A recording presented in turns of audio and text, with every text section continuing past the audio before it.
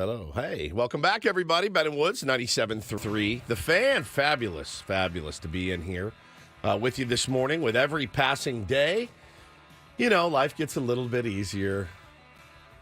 Do you agree? Maybe not. Some of you out there still not ready to talk about baseball or watch baseball. I'm not that person.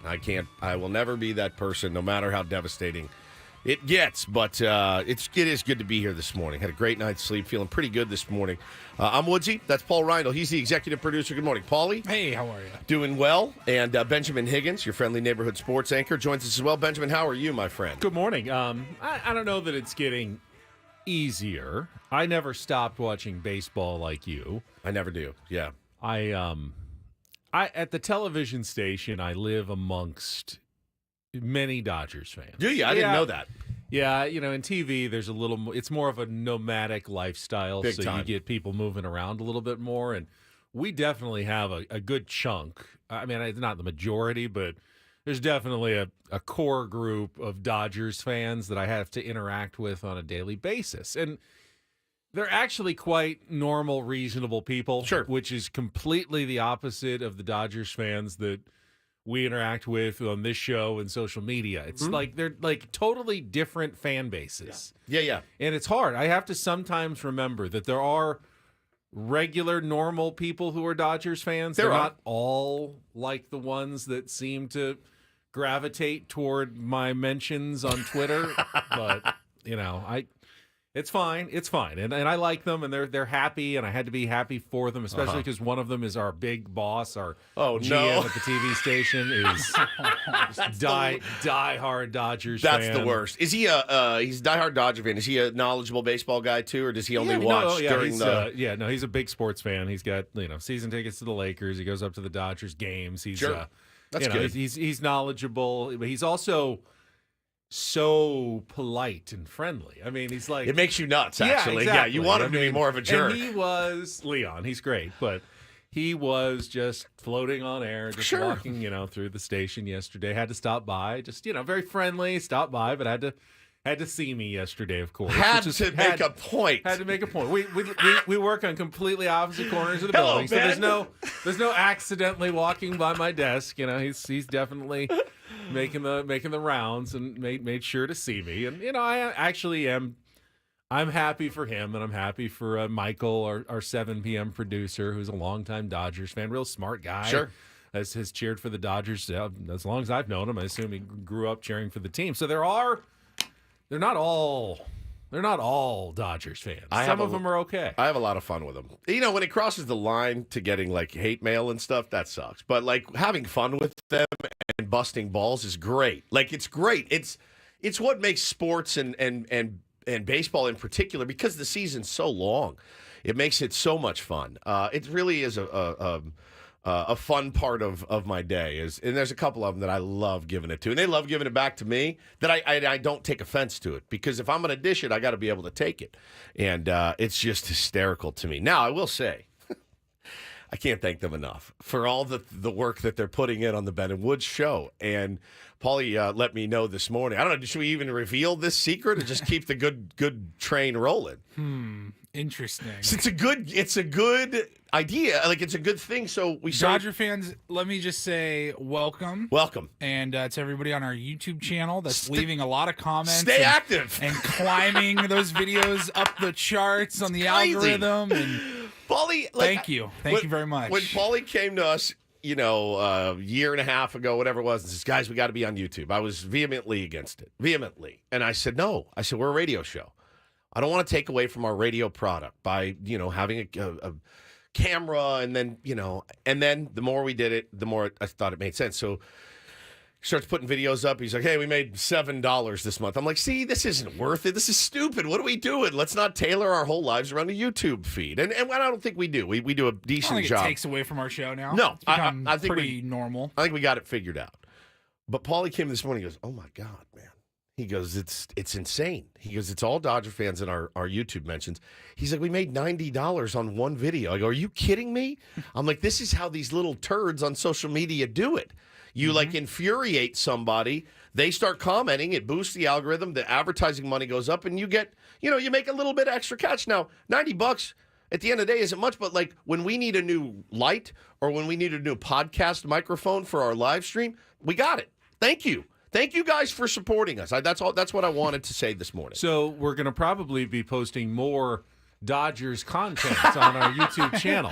Should we rebrand? Should we rebrand? Maybe we just, Paulie, maybe we put a little like flag or something in the corner just to alert the Padres fans. Don't worry, just ignore this. This isn't for you. Don't this watch, is for please. our new audience. This Our new audience? This is for all the new people who have come and joined us this month of October. Yeah, it's the mega market is what we're going to do. No, man, it is so funny, dude. So funny. It's not, it is fun. I do enjoy it. Like, watch. I have so many people on my feed that said, Wizzy, I don't know how you're watching this game. And I go, what do you mean? Like, the worst day of the year, no matter who wins or loses the World Series, is that last out. Now, thank God for Major League Baseball. This year, our lag time is really going to be very, very, very short. I mean, we're going to have about, 6 weeks or something before we're really, really getting amped up again. So as a show that's dedicated itself to covering baseball, the less lag, the better. Yeah, we are always going to be your Padres station. We do have our new weekly with Dr. Ken starting today and Mario Lopez, though. Yeah, Mario Lopez. Yeah, he's going to be our celebrity picker here. Did you book Adrian Gonzalez or should I?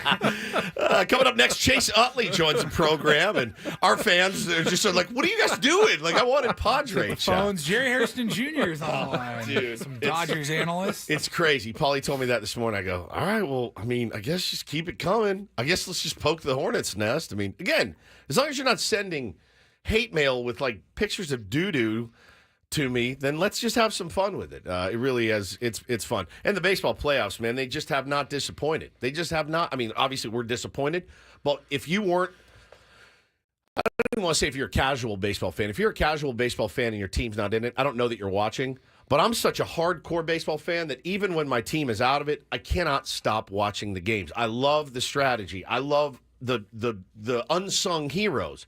I love all of that. I love the guys that are supposed to coming through. I love the guys that really only come through in October coming through. There's really cool stuff going on in the playoffs, and we'll talk about that today. I woke up this morning. I'm in the double torture chamber. So a couple weeks ago on the show, we all wrote down and brought in all of the vitamins and supplements that we take. I remember, yeah. So I haven't changed a thing. Nothing. What was the weirdest one that you took? I mean, a cayenne pepper supplement. Well, so for the last 2 mornings, so I take it before I go to bed, and mixed in my vitamins that I take every night is a cayenne pepper supplement. It's capsule, capsule. It's for like blood pressure, which doesn't make a lot of sense, but it's been recommended to me. And I also take... It's not spicy when you eat it, though. A little bit. Okay. No, not when you swallow it. Okay. So, and fish oil is the other one. So I woke up this morning I actually slept to my alarm. My alarm went off, and I woke up and I went, what? The fish oil and cayenne pepper had bubbled up on me. God. You want to talk about a combo at 4:15 in the morning that will make your blood curdle? Did I just eat blackened catfish? Did you make blackened mahi last night? Bro, Man. I woke up this morning. Now, the cayenne pepper, so obviously the fish taste at 4 o'clock this morning is terrible. Yeah. Mixed with the searing heat of the cayenne pepper down your throat. I mean, I woke up this morning, I was like, oh my God. Went in, rinsed, swallowed, brushed my teeth, rinsed, swallowed, got in the shower, rinsed in the shower, spitting the whole thing. You got eco water coming out of the Eco water faucet, coming so that's out, fine. only nothing but the best. Get out, I put my towel on, I go, I'm like, what is wrong with this? Welcome to the torture chamber. I was in it, dude. I was in it. So I run to the bedroom. I get my Tums out. I eat 2 Tums, just anything to try to, like, get it down. Go out, start making the kids' lunches this morning before I take off. Make a coffee, nice, strong, hot coffee. I get in the car. You mix coffee, my Death Wish coffee, with cayenne pepper and fish oil. I mean, I drove to work. I had my head out the window, just like, I was in the chamber. The chamber. What a combo. Cayenne pepper and fish oil, both bubbling up on me 2 days in a row, dude. 2 days in a row. So I don't know. I may have to switch up the routine or something, but it was not a good morning for your old pal Woodsy in here at all. Also, we are in the process of Ben. You have kids. A lot of you out there have kids. My son Taylor, who you loathe, we've made up. We're is good. turning We're good now. is turning 4 years old. November 6th. It's his 4th birthday. He's very excited about it. The planning for his 4th birthday party might put your old pal. If the cayenne pepper and fish oil don't put me in the grave, the planning for this. I mean, it is a major milestone. Huge, right? This kid doesn't know what planet he's on right now. Hannah's like, I've got 2 proposals out to 2 different places, and we'll see. The prices came in yesterday. I went, Are you out of your mind? Submitting like bids? Yes, for birthday parties, bro. You think I'm kidding? One place, I'm not going to name any names here. One place was $1,500. Oh. The other place was $600. I go, we'll go with the $600 one. Which, by the way, Good that's call. way too much. That's way too much. Given those 2 options, He's 4. He's 4 years old. Does this come with all the food and the presents and everything? This or is comes simply with venue rental. This is venue rental. This is in one place you get like a wristband that's good for a few games and things like that. And I looked at her, I go, let's just go to the park like we've done for every. She goes, it's too much work for me. I have to do all the cleanup. I go, I'll do the cleanup. She I goes, can get no. you a good deal at the Elks Club if you want to just have a space. And So at this point, I don't know what to do. All I know is this kid's 4 years old, and he's about to have a $1,500 birthday party somewhere to do something. They're little money traps. That's really all they are right now. They're just money. They're frustrating little money traps. But you and Hannah go over the top. We do. Hannah goes over the top. I'm along for the ride. That's all it is. I'm just totally. I said to her this morning, I go, Mickey D's has a playground outside because we always go to the Jersey Mike's. You know the one, and it's right next to Mickey D's. Yeah. And every time we leave Jersey Mike's, he goes, I want to play on there, Daddy. That's what I did when I was a kid. Paul, you probably had Mickey D's birthday parties. Oh, yeah. Benny. I don't think they charge you. You just have to buy Show food, up. and that's it. You're there, and you can use the play place. I can't. I can't figure this out. She's in the chat though, but it is. She's at proposals out. It's a 4-year-old's birthday party. I'm like, maybe you're going a little bit. You will have so many wonderful memories that you probably won't remember because you're an older parent. So by the time you want to appreciate those memories, they'll all be gone anyway. These dudes' birthdays every year. The morning of it, Hannah's like a total drill sergeant. I never enjoy it. It's always, instead of like, hey, I want to celebrate my little guy. It's his birthday. One of the best days of my life when they were born. And now it just turns into a big nightmare every single. Now maybe a $1,500 nightmare, which by the way we all know that's not going to be the total. Right, $1,500 is the baseline. That's the get in the door price. That's get into the club. You still have to buy bottles and bottle service. Okay, $1,500 gets all you guys in. So. Cole says McDonald's playground is where Dodger fans bring their kids. Buddy, if it's on the house, though, like, there's not like a pizza joint somewhere we can host. I mean, there's got to be something better. The irony is that with kids, sometimes the simplest things are the ones that they remember. That's exactly and right. love the most. How about we get them a box? Just one box, and all the kids in the neighborhood can play in it in the front yard. A fort. And that's what we'll call it. But, yeah, so I'm in the chamber there. We'll get some solutions on that. But we got a fun show today. I'm excited to talk some baseball. If you missed it, I don't know what to tell you. It's some really good baseball happened yesterday.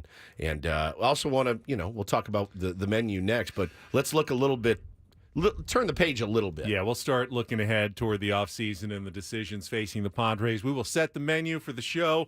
Coming up next, glad to have all of you with us. Padres fans, Dodgers fans, good morning to all of you. Keep those mean comments coming. Paul Reindl, Ben Higgins, Stephen Woods. You guys are losers. Got Kelly's traffic, and then we're back on San Diego's #1 sports station and home of Dodgers fans, 97.3 The Fan.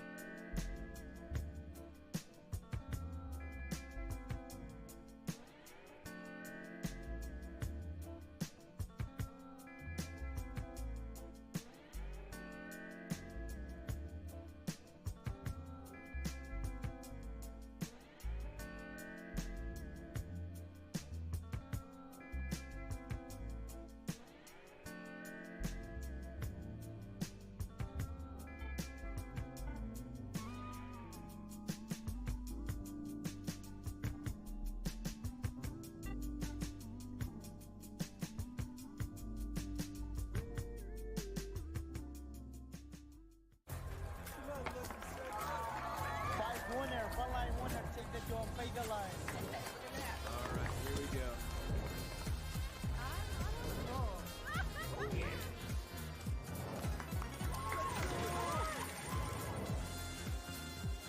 Flag 17 on. That is fine. No. All right, hit me. Hamul Casino. Fun above all else.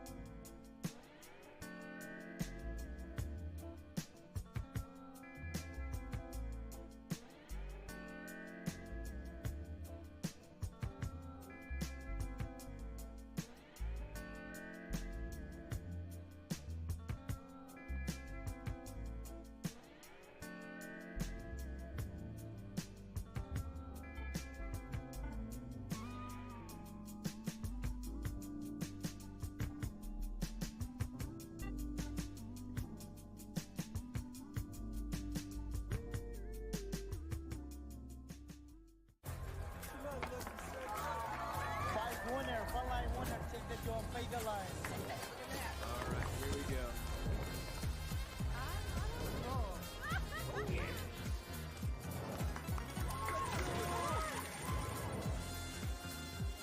Flag 17 on. That is fine. No. All right, hit me. Hamul Casino. Fun above all else.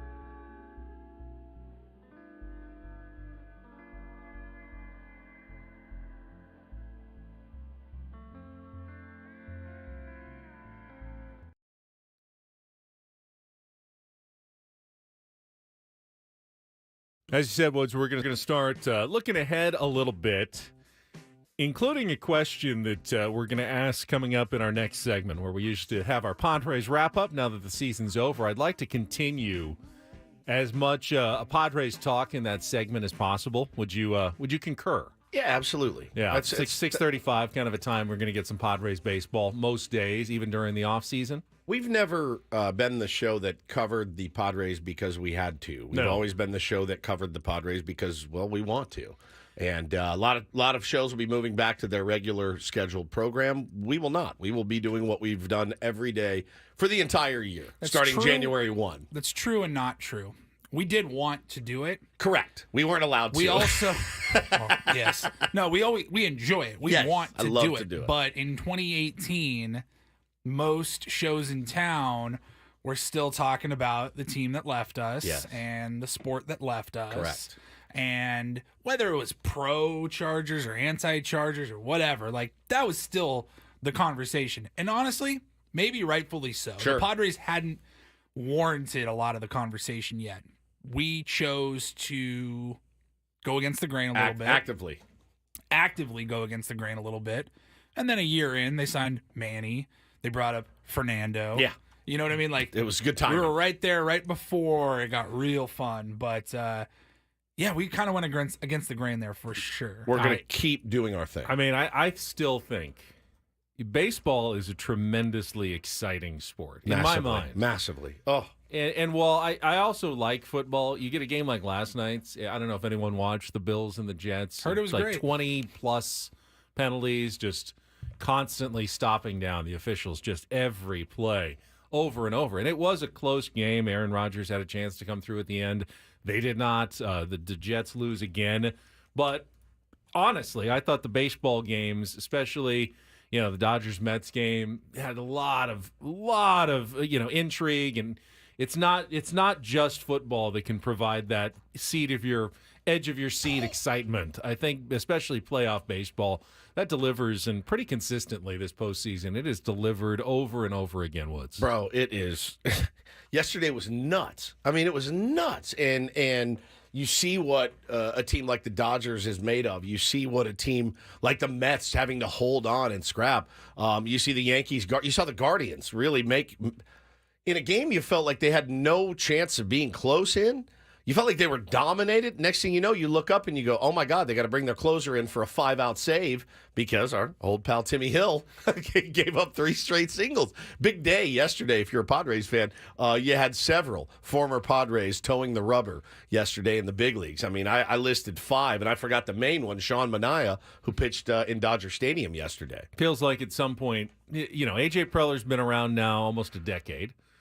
As long as he continues as general manager, everyone's going to cycle through the Padres eventually, and the entire league will be former Padres. I think so. I think at some point they will all. We're getting a lot closer to that day. It's pretty insane. That's for sure. Pretty insane. In today's Padres segment, I wanted to focus in on something Mike Shildt said. We'll play the audio coming up in our next segment, but essentially after the game, after the loss on Friday, he said he expects the Padres are now set up for a run of multiple postseasons in a row, which sounds really nice as a Padres fan because it's something they've never really done in their franchise history. They're actually, I went back and looked. Only once have the Padres ever gone to the playoffs in back-to-back seasons, and never in franchise history have they won postseason games in consecutive years. Wow. Is this the time where they're able to turn that around? We will talk about that and what Mike Shildt had to say coming up in our next segment. At 7 o'clock, we'll get into more of the games yesterday, NLCS and ALCS. We'll play Take on Woods. Don't do this at 7:20. Ravens fan behaving badly on camera. It's not going well for him as far as I've seen. He's not going to have a good day. And then we'll continue our discussion of both Mike Shildt and Ruben Niebla, the coaching staff. One of the first things we're going to discuss, and something the Padres do need to address fairly quickly this offseason, and making sure that they get back the guys that they need to get back on their coaching staff. It is Tuesday, and one more time, Jesse Agler will join us at 8:35 to wrap everything up. One last appearance, and then we'll let Jesse have his offseason because he'll be back before you know it, heading to spring training. But Jesse's going to join us one more time, and we can thank him for all of his appearances throughout the year when he is with us at 8:35. Paulie's got a Reindl Report coming up at 9 o'clock, and then we'll hand things over to Annie and Elston coming up at 10. So there's your menu for the program today. A little bit of Padres, a little bit of Ben and Woods stuff, and hopefully a good show on a Tuesday. I can't wait, man. I can't wait to get into it. I watched every pitch of every game yesterday, so I'm well prepared to talk some baseball today. Excellent. All right, well, let's take time out. We'll come back, and we can jump into Mike Shildt's audio and the Padres, whether you think that they are starting a run of multiple postseason appearances, chances to win a World Series, because honestly, Padres have never done that in franchise history in 56 seasons. Is this the turning point for your San Diego Padres? That is coming up next with Ben and Woods on San Diego's #1 sports station, 97.3 The Fan.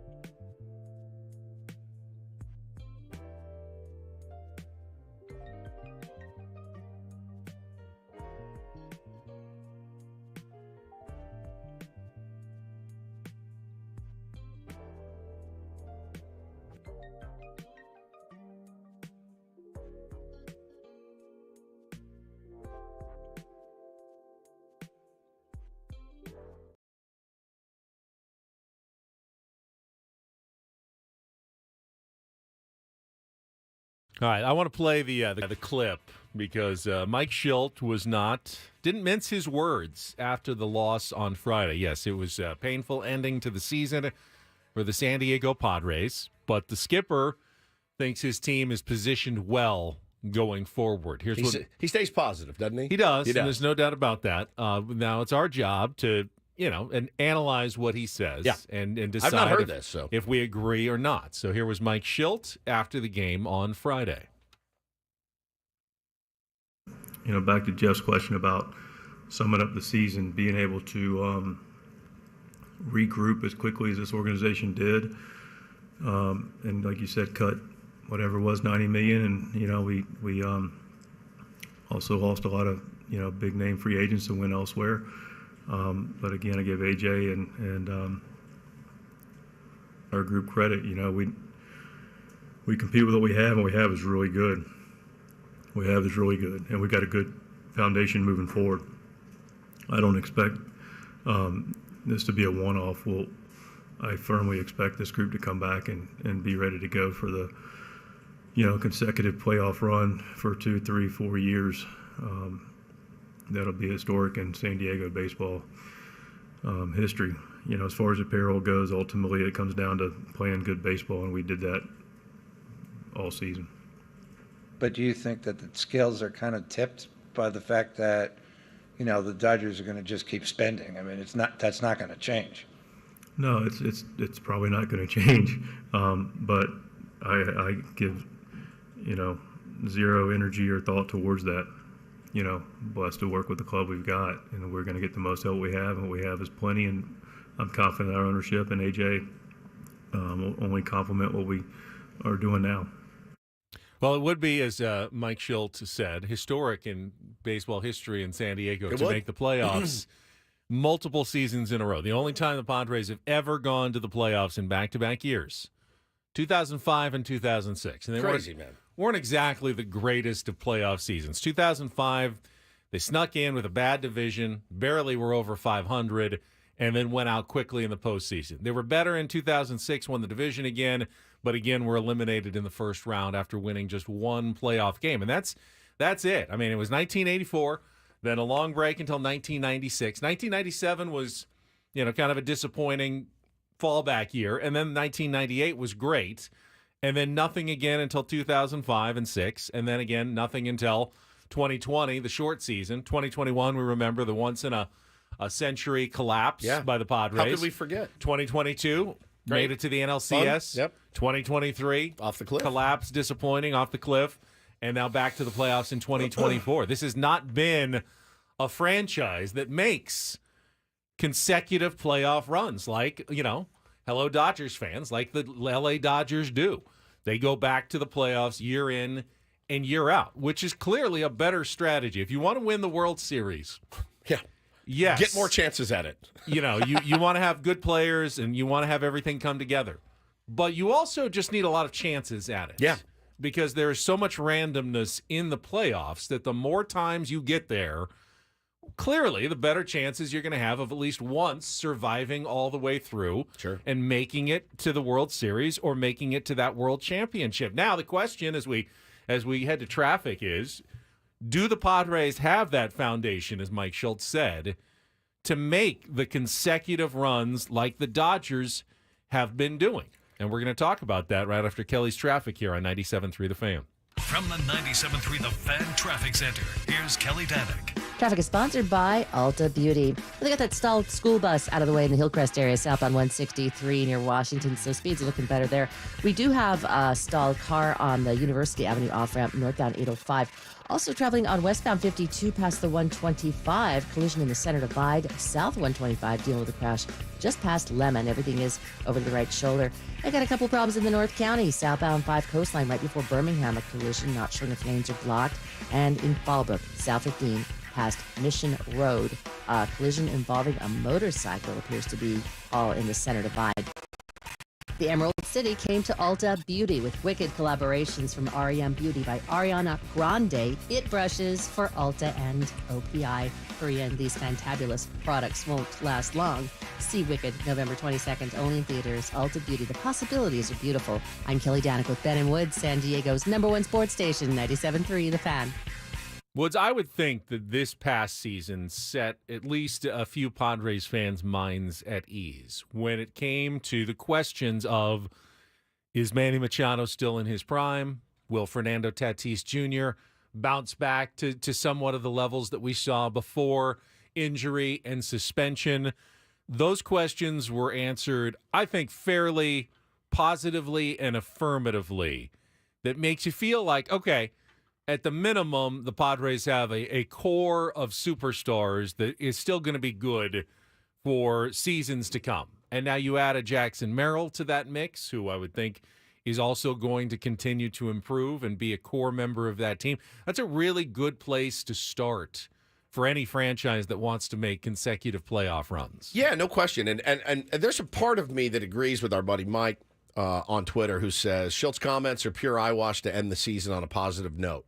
We were told the same in 19 when Manny signed and they crapped the bed. Told it after 20, they crapped the bed. Told it after 22, they crapped the bed. I'll believe it when I see it. That is beyond fair. It's beyond fair and reasonable.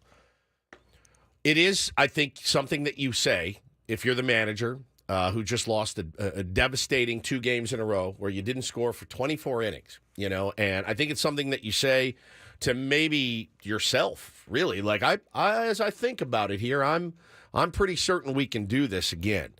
It's not up to Mike Shildt, though, necessarily. It's going to be up to ownership. And ownership is really going to be the key player in the offseason, in my opinion. Now, who is actually calling the shots? Who is making the decisions on payroll? And I'll tell you, man, I'm going to be watching it closely, because after what Padres fans did this year, after a massively disappointing 23, what Padres fans did at Petco Park this year, setting records, setting sellout records, attendance records, they deserve it.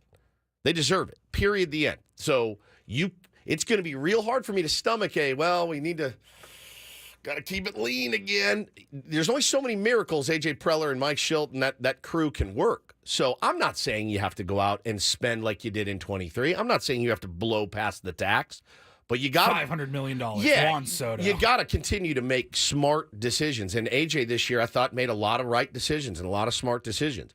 And we, like every team, got hit by the injury bug. We weathered so many storms, losing Tatis for so long. Losing you, losing Joe, losing so many guys. Kim. We really weathered the storm well. Manny was hurt for the first half of the year. Yeah, Manny was hurt for first 3 months or whatever. Like, they really did a great job at weathering those storms. Can you expect that again, on a leaner type payroll? So I love that Mike Shildt thinks that. I tend to agree with the expanded playoffs. We better. With the guys that we have right now currently under contract for many, many years to come, yes, dude, that at a bare minimum, I think you have to make the playoffs next year. That's the baseline for me. You still have good pitching under control, albeit a couple of them for only a year, but you got to figure it out. You have to figure it out. You cannot let what just happened, 56 sellouts out of 81 home games. Tuesday night against the Marlins, you got 47,000 people in there. It's going to be really hard for me to swallow as a fan and a broadcaster if they're like, sorry, man, we just not in the budget, not in the cards. It's going to be tough for me to stomach. We talked a lot this year about expectations and how our expectations at the beginning of the season, heading into the season, were pretty low. It was a rough off season following a very disappointing 2023. And then about halfway through the season, expectations changed. Big time. Towards September, they really change. And you're like, this could be a World Series team. Correct. Expectations change. Promise you now, expectations will be higher next year. No doubt. It's not going to be, if we're lucky enough to get into the dance, we'll see what happens. Now, we don't have a Juan Soto to go out and trade necessarily for 5 pieces or whatnot this year. That's going to be, the good news is, I'm assuming that on opening day, everybody healthy, right? I'm assuming on opening day you'll have Manny Machado, Xander Bogaerts, Jake Cronenworth, Jackson Merrill, Fernando Tatis Jr. at a minimum. So, and again, I threw Croney in there, but Croney was a two-WAR player. He wasn't as bad as everybody thought he was last year. He wasn't great. Yeah, Arise still under contract. So, guys, I think. Oh, and by the way, Cease under control, Michael King under control, Darvish under control. Like, there's Robert Suarez under control. Some of the guys in the bullpen, Jason Adams back. Like, there's plenty to work with here. There's plenty to work with and feel confident about. So beyond just who is currently on the roster, because that will change over time for any team. What do the teams that make the playoffs consistently have in common? I think it's fairly obvious. Who are the teams that make the playoffs consistently? The Braves, the Dodgers, the Braves, the Astros. Yankees missed it last year, but they're in most seasons. Yeah. What do the teams that make the playoffs consistently? And it's not just payroll, but payroll is a big part of it. Texas Rangers have a big payroll. They don't make it consistently. They won a World Series. It's payroll and usually smart decision-making combined together. Correct. That's the only way to do it, especially if you're playing in the East or the West. If you're in the Central, the Brewers have been making it regularly without a huge payroll, but they win a division that's not quite as competitive. That gives them a bit of an advantage. Padres will never have that advantage. Playing in the Dodgers division, I don't see a time coming up anytime soon, bless Frank McCourt's tenure as owner of the Dodgers, where all of a sudden they're just a 78-win team for 5 or 6 years. Not going to happen again. Maybe not in our lifetime. I don't know. They're going to be good for a long time. So if you want to make the playoffs consistently, figure you got to win 90-plus games almost every year. To do that, you have to be smart. You have to spend as well. Correct. Both of those things have to be true. If you take one of those out of the equation, you will have years in which you miss the playoffs. And I don't like that mentality that whoever that reporter was like, well, I mean, why even try if the Dodgers are going to keep spending? Like, they spend every year. They have one little championship to show for it. It's hard in October. It's hard to win, So I think the Giants are going to be better. I don't know what the Diamondbacks are going to do. I don't. They are losing did they lose their TV money already? They already did like the Padres. They did like the Padres. So, these teams got to figure it out. And AJ and his team did a phenomenal job. Losing that revenue and having this team in the position that they were in is a bummer. We played the Dodgers, Benny, when they were at full strength. We took on Tyler Glass now this year. We took on their best, certainly. So it's not like they're unbeatable. They're human beings as well. But yeah, they're going to continue to spend. Now, don't be surprised if Juan Soto's not out there in left field for them next year. To me, the franchise that the Padres really need to compare themselves to is not the Dodgers. They're never going to be able to spend like the Dodgers do. The Dodgers are smart. You'd love to be smart like the Dodgers, but you can't spend like them. It's the Braves. The Braves spend, but they don't spend crazy. They will let stars go, like Freddie Freeman, if they feel like we just can't afford it. They sign guys early, like the Padres do, to long-term contracts, try to lock them up. They are in the upper half of payroll, top 10. They're a big market, but they're never 1, 2, or 3 in payroll. That, to me, right now is kind of the sweet spot of where the Padres need to be and do what the Braves have done consistently, and that requires a really smart front office and ownership that's at least willing to invest. And right now, I believe the Padres do have those two things together. I learned a lot. I went into the season. Remember what my motto was for the season? I just want to learn. I want to be a vessel of learning. And that's what I was this year as a baseball fan. I learned a ton. I learned a ton about the way a Mike Shildt team is run. We traditionally finish better than we start. And he did that until the very, very last 2 games. They did that. I mean, they really did. They played some really good baseball down the stretch, some elite baseball down the stretch. They didn't start all that well. 500 team, as we all know. I love the way they finished. So what I learned, too, is I'm not going to panic if, on day one, my roster has a Stephen Kolek on it, right? Like we did last year. AJ did a really good job. As long as AJ Preller continues to restock the farm and move those pieces for guys like he did this year, filling out a roster. Trade deadline is where he really shone this year. It was his best by far. And again, had this team poised on a World Series run. I learned a lot about this regime of Preller and Shildt. And I believe in it. I really do. I still believe in it. There's no guarantees, though. There's no guarantees. There's no guarantee that Toddy stays healthy. There's no guarantee that Merrill comes back and does what he did. Let me tell you this. I don't say this lightly. Jackson Merrill saved the bacon of that entire organization. Saved it. You paid him $600,000. He was an all-star, played above an all-star level all season long in a premier position in center field. He saved your ass, man, and you paid him $600,000 to do it. And he was worth $20 million, right? You're going to pay him eventually. He saved this entire season. I don't say that lightly. That's also the sign of a smarter front office. Correct. That drafts and develops a Jackson Merrill, something that we've been asking for, have not seen the fruit of your farm system really producing in your own team that often. This was a big win for Jackson Merrill, clearly, but also for AJ Preller and his scouts and his team. There's no doubt to have success with Jackson Merrill. Now, the one thing, and you kind of alluded to it, that the Padres and other teams can't control is injuries.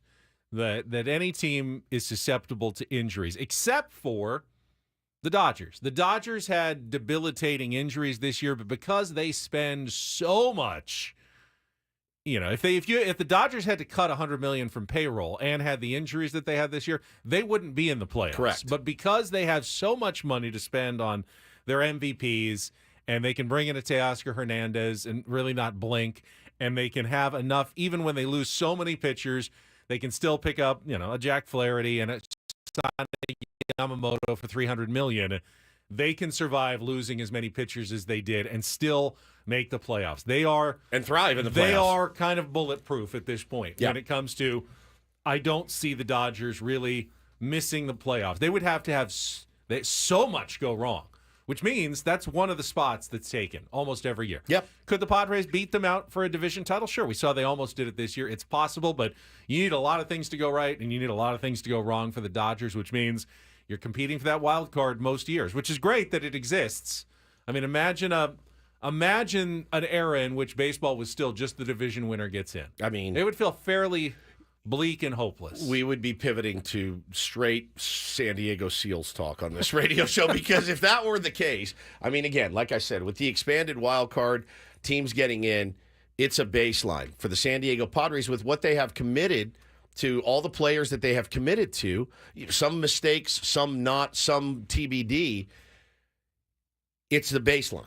It should be the bare minimum expectation. And I'll tell you, man, going into the season last year, I had them picked at 81 and 81. Boy, was I wrong. I'd love to exceed those expectations every year, but my expectations based on what I saw this year are obviously going to change. They're obviously going to be more.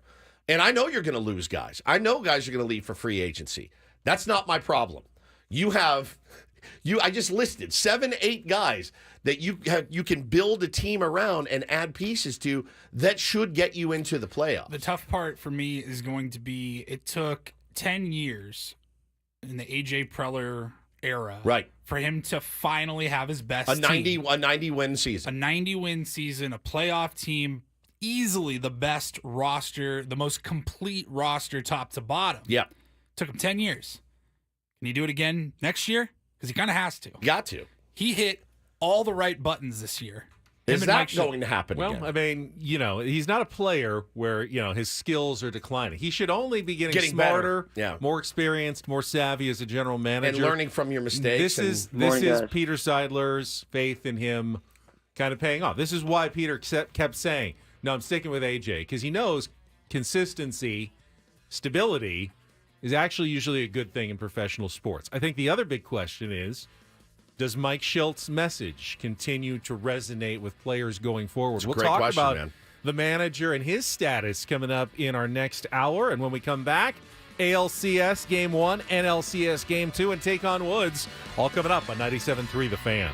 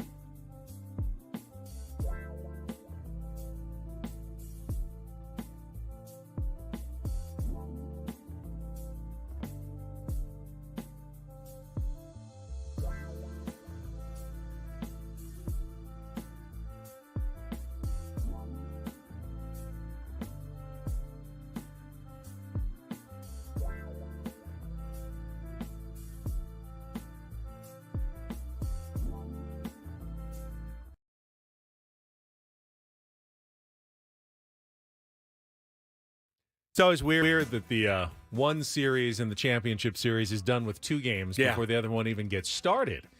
Someone at work asked me about that yesterday, and I said, well, I know, but it's a getaway day for the Mets and Dodgers. Correct. They need to fly across the country after the game, so it makes more sense for them to play early, and you stagger the games out, and now the Yankees and Guardians will catch up today on the off day, and they'll both be at 2 games apiece as we head into Wednesday. So yesterday's 108 start, Dodgers and Mets, and the Dodgers brought in that 33-inning playoff record-tying scoreless streak. All they needed was one more to set the all-time record by themselves.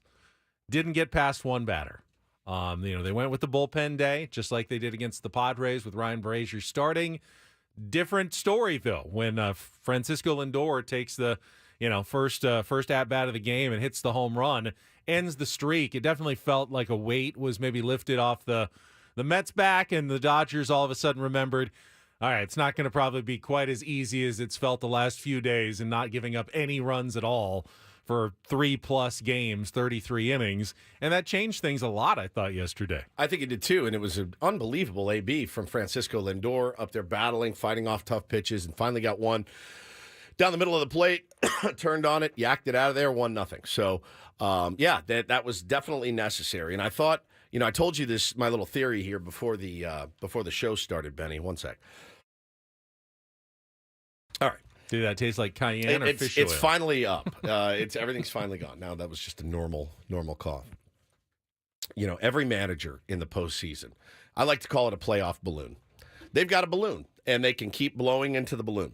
And if you keep blowing into the balloon, eventually it's going to pop. And with every breath you expend into the balloon, that's a risky move that you make. Just, okay, I'm gonna go with this guy for one more inning. I'm going to try to squeeze one more out of him. And eventually, unless you win the World Series, unless you're Bruce friggin' Bochy, whose balloon's the size of the sphere in Las Vegas, his own head, they eventually pop. And I thought Dave put some breaths into the balloon yesterday, big time. And going with Landon Knack, who, when you say, I know nothing, okay, on the grand scheme of things about baseball, but when you watch Landon Knack hang slider after slider after slider oh my God! Every pitch he threw, Benny, was a frisbee, and it was all down the middle. And Vientos just kept fouling pitches away. Could not get the head of the bat onto one of those hangers. So then, after the last hanger, Vientos goes, I'm not going to continue to miss these. Throws a fastball, Vientos hits it out, grand slam. And the next thing you know, it's like, oh, here we go. Now we're off and running. But then you see what the Dodgers are made of, man. What they have the ability to do is battle back, fight back, scratch and claw. Max Muncy hits a home run, and it gives them a little bit of life. You see the depleted Mets bullpen, and you're wondering, how are they going to manage to get 3 more wins against this Dodgers team who Dave did not really show many of his cards yesterday. And I actually thought he kind of made a mistake late. When he went to Enriquez to try to get one more inning out of him, and ended up giving up a really big insurance run. And instead of now, 3 runs down, you're 4 runs down. So I thought, look, at the end of the day, the top of the order for the Dodgers was over. All of them were nobody got a hit. So that's going to hurt you every single game. Doesn't matter how you pitch. So I'm still trying to figure out your entire balloon blowing analogy here. In my mind, Dave Roberts managed the game yesterday a little more casually. It wasn't an elimination game. He didn't use Landon Knack against the Padres because he didn't trust Landon Knack against the Padres. With their season on the line in an elimination game, Landon Knack did not see the field. But when they're up 1-0 and they're at home and you've got a little house money to play with, he thought, let's stay away from all of our high leverage guys early, like it worked perfectly against the Padres, and see if we can steal one here with maybe not our best guys. Now, it backfired, and they ended up behind 6-0. I doubt they will do that again, but they took a shot at it, trying to set themselves up for the rest of the series. So even though they lost. I'm not saying he did anything necessarily wrong. But the Mets, they keep going to Edwin Diaz, 1+ inning. That to me is blowing into the balloon. The Mets had to. They didn't want to go behind 2-0, but they went. So blowing into the balloon is a risk because every time you blow, it could pop. Going with your best guys is never a risk, in my opinion. I think it is when you overuse your best guys in the playoffs over and over again. Eventually, those guys are going to pop.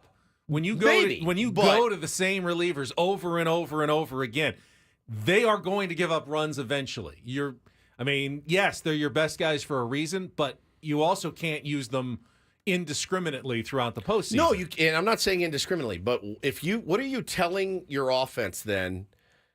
If it's 1-0, you do have some faith in Landon Knack, right? You have to use him. If you're Dave Roberts, he's on the roster for a reason. They didn't use him against the Padres. I know, but in this series, 7-game series, you have to. In my opinion, you have to use him. That's what he's there for. It's 1-0. It's 1-0. Brazier gave up one run, right? So then you go with Knack. Then the game gets a little bit out of hand, and you still had a chance. You still had the tying run on deck, I think, at the end of the game. You didn't go to your higher leverage guys when you should have tried to take a 2-0 lead on a team that's only scored now 1 run in 10 innings. So I don't know. It was a risk, but he did not show any of his hand. He did not have to use Kopech. He didn't use Trinan. He didn't use. Who are the other guys that they got? The big high leverage guys.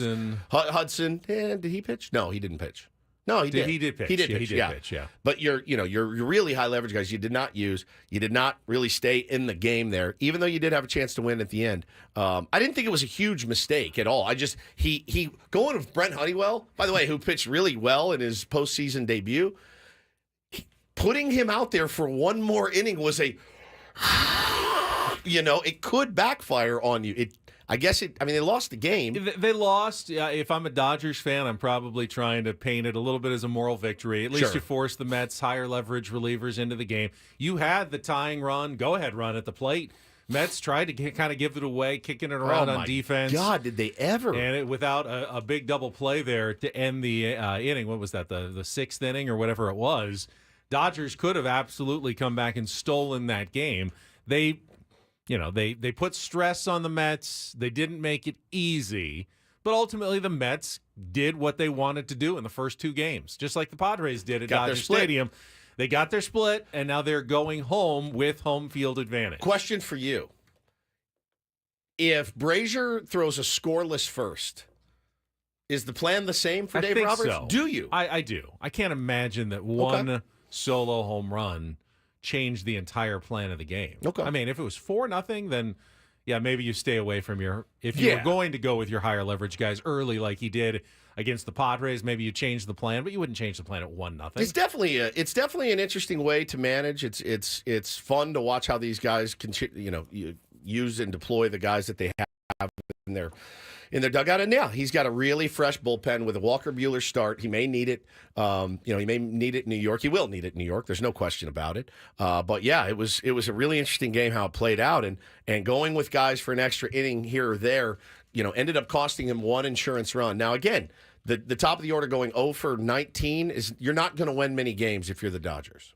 Need a contestant for Take on Woods, 833-288-0973. You want to call in, and we've got another concert prize for you, Orville Peck at the Cal Coast Credit Union Open Air Theater on October 26th. If you want to take on Woods, 833-288-0973. A couple more thoughts from this game. We can talk about the Yankees and Guardians a little bit later. Sean Manaea continues to be outstanding.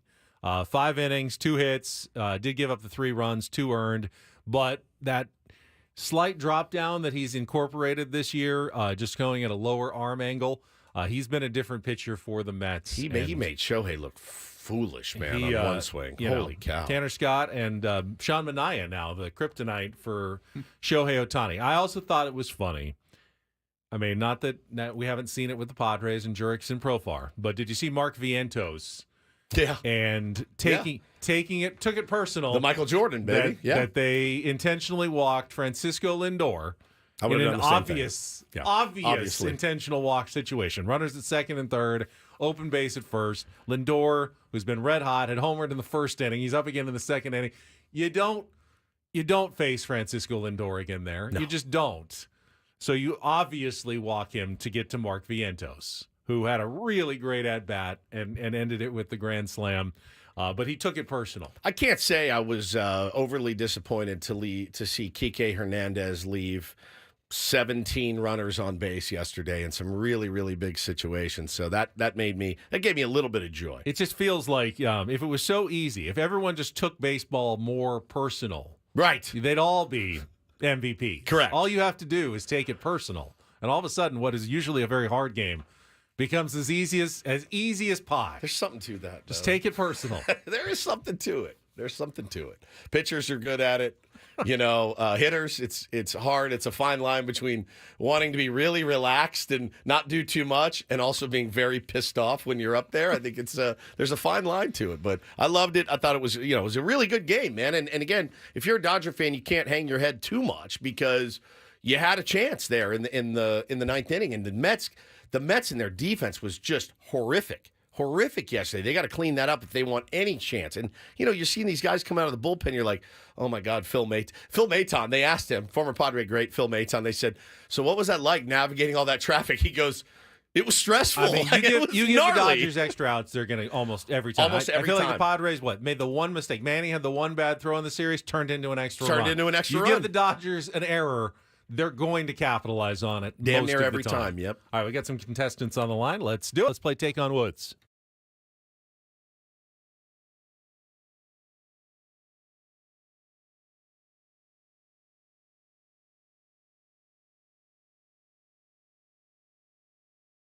All right, we're going to go with Ray today. Take on Woods is brought to you by Valvoline Instant Oil Change. It only takes 15 minutes. You don't have to get out of your car. For directions and discounts, go to SoCalOilChange.com. That's SoCalOilChange.com. Ray, good morning to you. Morning, guys. Morning. Sounds like A.J. Preller. Morning, guys. Bit. Morning, guys. I like that. All right. Here's how the game works, Ray. 5 questions of musical trivia. You go first. Woods, who is now in isolation, goes second. If you can beat or tie him, we will hook you up with our prize this week, tickets to Orville Peck at the Calco's Credit Union Open Air Theater on Saturday, October 26th. I asked Woodsy about Orville Peck yesterday off the air. He said, oh, really? Interesting artist. And he was like he would go see him. So limited tickets remain at Ticketmaster.com. You get to pick our category, Ray. Here are your choices. On the chessboard, 5 musical questions having to do with chess. Stairway to Heaven. Those are song titles that include the word heaven. And what? This again. 5 more song titles that include the word what. So on the chessboard, Stairway to Heaven or what? This again. Ray, what would you like to play? I'll try the what's again. What? This again? Yes, I have 5 more song titles. I think this is the 3rd time that include the word what in the title, except this time none of them are the first word. We'll have 60 seconds. If you don't know an answer, say pass. We'll come back to it if there's time left on the clock. First question's the 2-second song. Paulie's queuing it up now. You need to identify the title and the artist to score that point. And remember, all the titles include the word what somewhere in them. Ray, are you ready to play? I'll try my best. All right, good luck. 60 seconds on the clock. Paulie's got our song queued up. The category what? This again. Your time begins when Paul plays the music. Good luck, Ray. Let's take on Woods.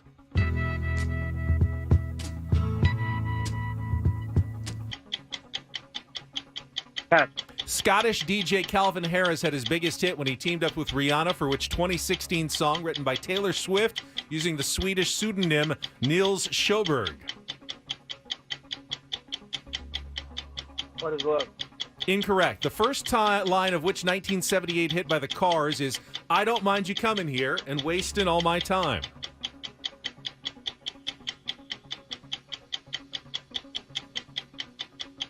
Pass. All right, the biggest hit from their only album in 1998, which New Radicals song begins with the count in 1, 2, 1, 2, 3. Oh.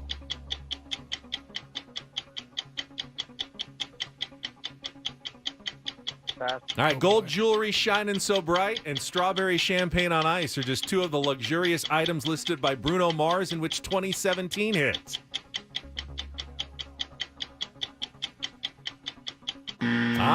We got an O for today. See, I tried to mix it up, Paul. You got some newer music, you got some older music. Sometimes people complain that I don't do anything. You did a good job with the variety, but like yesterday, it's still a tough category. Tough category for sure. So, Ray, we'll see. I doubt that'll hold up, but we'll see. All right, Woods is back. How you feeling? Good. Good? Yeah. All right, this is a tough one today. All right. All right, 60 seconds on the clock. Your time begins when Paul plays the music. Good luck, Woods. Let's take on Ray. For What It's Worth by Buffalo Springfield. Correct. Scottish DJ Calvin Harris had his biggest hit when he teamed up with Rihanna for its 2016 song written by Taylor Swift using the Swedish pseudonym Niels Sjoberg. Sweaty Tank. Incorrect. The first line of which 1978 hit by the Cars is I Don't Mind You Coming Here and Wasting All My Time. Just what I needed. Correct. The biggest hit from their only album in 1998, which New Radicals song begins with the count in 1, 2, 1, 2, 3, oh. You only get what you give. Correct. Gold jewelry shining so bright and strawberry champagne on ice are just two of the luxurious items listed by Bruno Mars in which 2017 hit.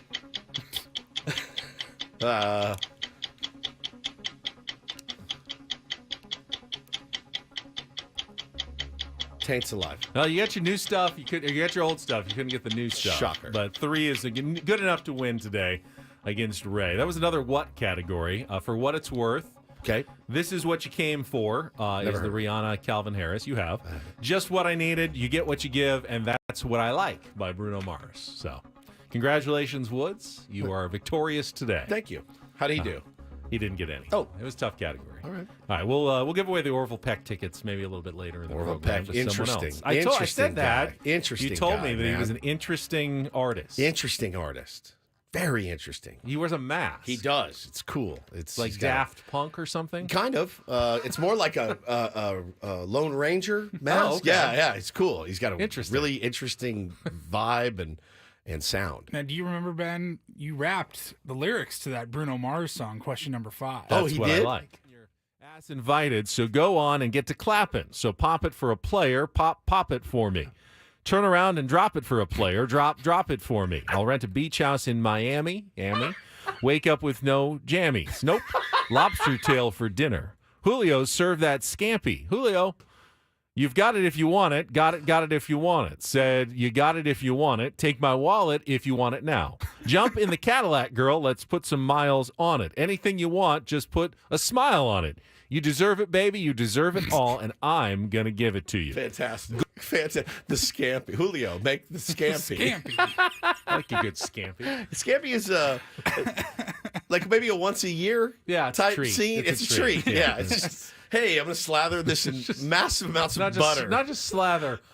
I'm going to submerge it in butter is what we're going to do. Shrimp. It's butter shrimp soup. It's basically stew is what it is. Butter shrimp stew. Gold jewelry shining so bright. Strawberry champagne on ice. Lucky for you. That's what I like. That's what I like. There it is. So good. I do like a lot of things, including scampi. It's so good, dude. All right, we'll come back with Don't Do This. Oh, dude. You know what's funny? Not funny. Saw this pop up yesterday. Actually used it as a parental lesson last night, putting my 6-year-old to bed.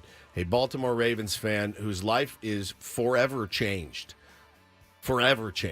after some really, really poor decisions. A more simple parental lesson would be don't do what Mike Gundy, the coach of the Oklahoma State Cowboys, did this week as well. We'll get to both of those coming up next with Ben Woods on 97.3 The Fan.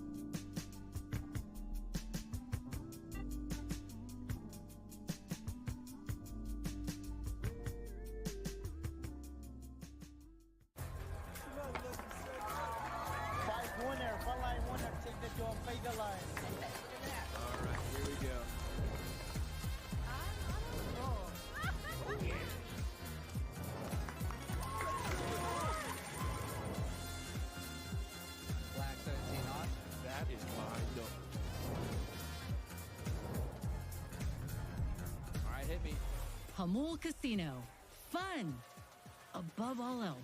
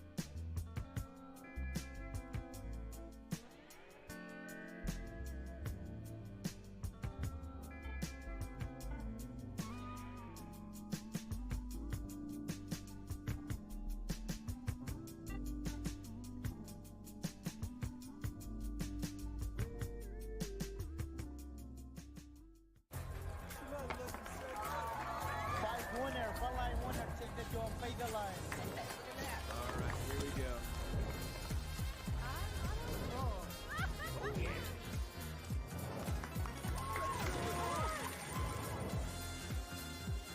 Black 17 on. That is my number. All right, hit me.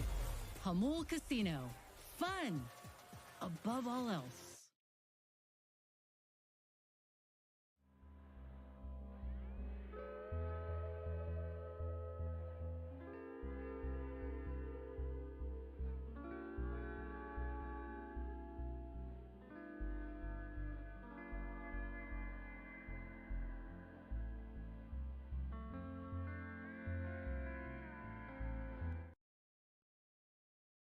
How's the expression go? You mess with the bull, you get the horns. Yeah, mess with the bull, you get the horns. I tell my kids that all the time. That's where we start. Don't do this today. I'm actually impressed. Mike Gundy, very famous for his press conference from over a decade ago now. I'm a man. 40. I'm 40. Yep. He's now over 50, I believe. Well, stuck around that long. A decade, yeah. He's stuck around that long as head coach of the Oklahoma State Cowboys, but he's taken his mascot very seriously. Didn't realize. So Mike Gundy did his normal weekly, news conference after, I believe, another loss. I think he lost like 3 in a row for Oklahoma State. But instead of showing up on campus like they normally do, reporters and ask questions, they did it on Zoom with the camera off, which was kind of odd. And Mike Gundy explained why he was not joining reporters in person or even on video yesterday. Well, I had a little run-in with my cattle over the weekend. Cattle. And I guess they've been watching us play and got headbutted. So I've got a bad eye that I didn't think would be particularly enjoyable for people when they were looking at my pretty face in a live interview.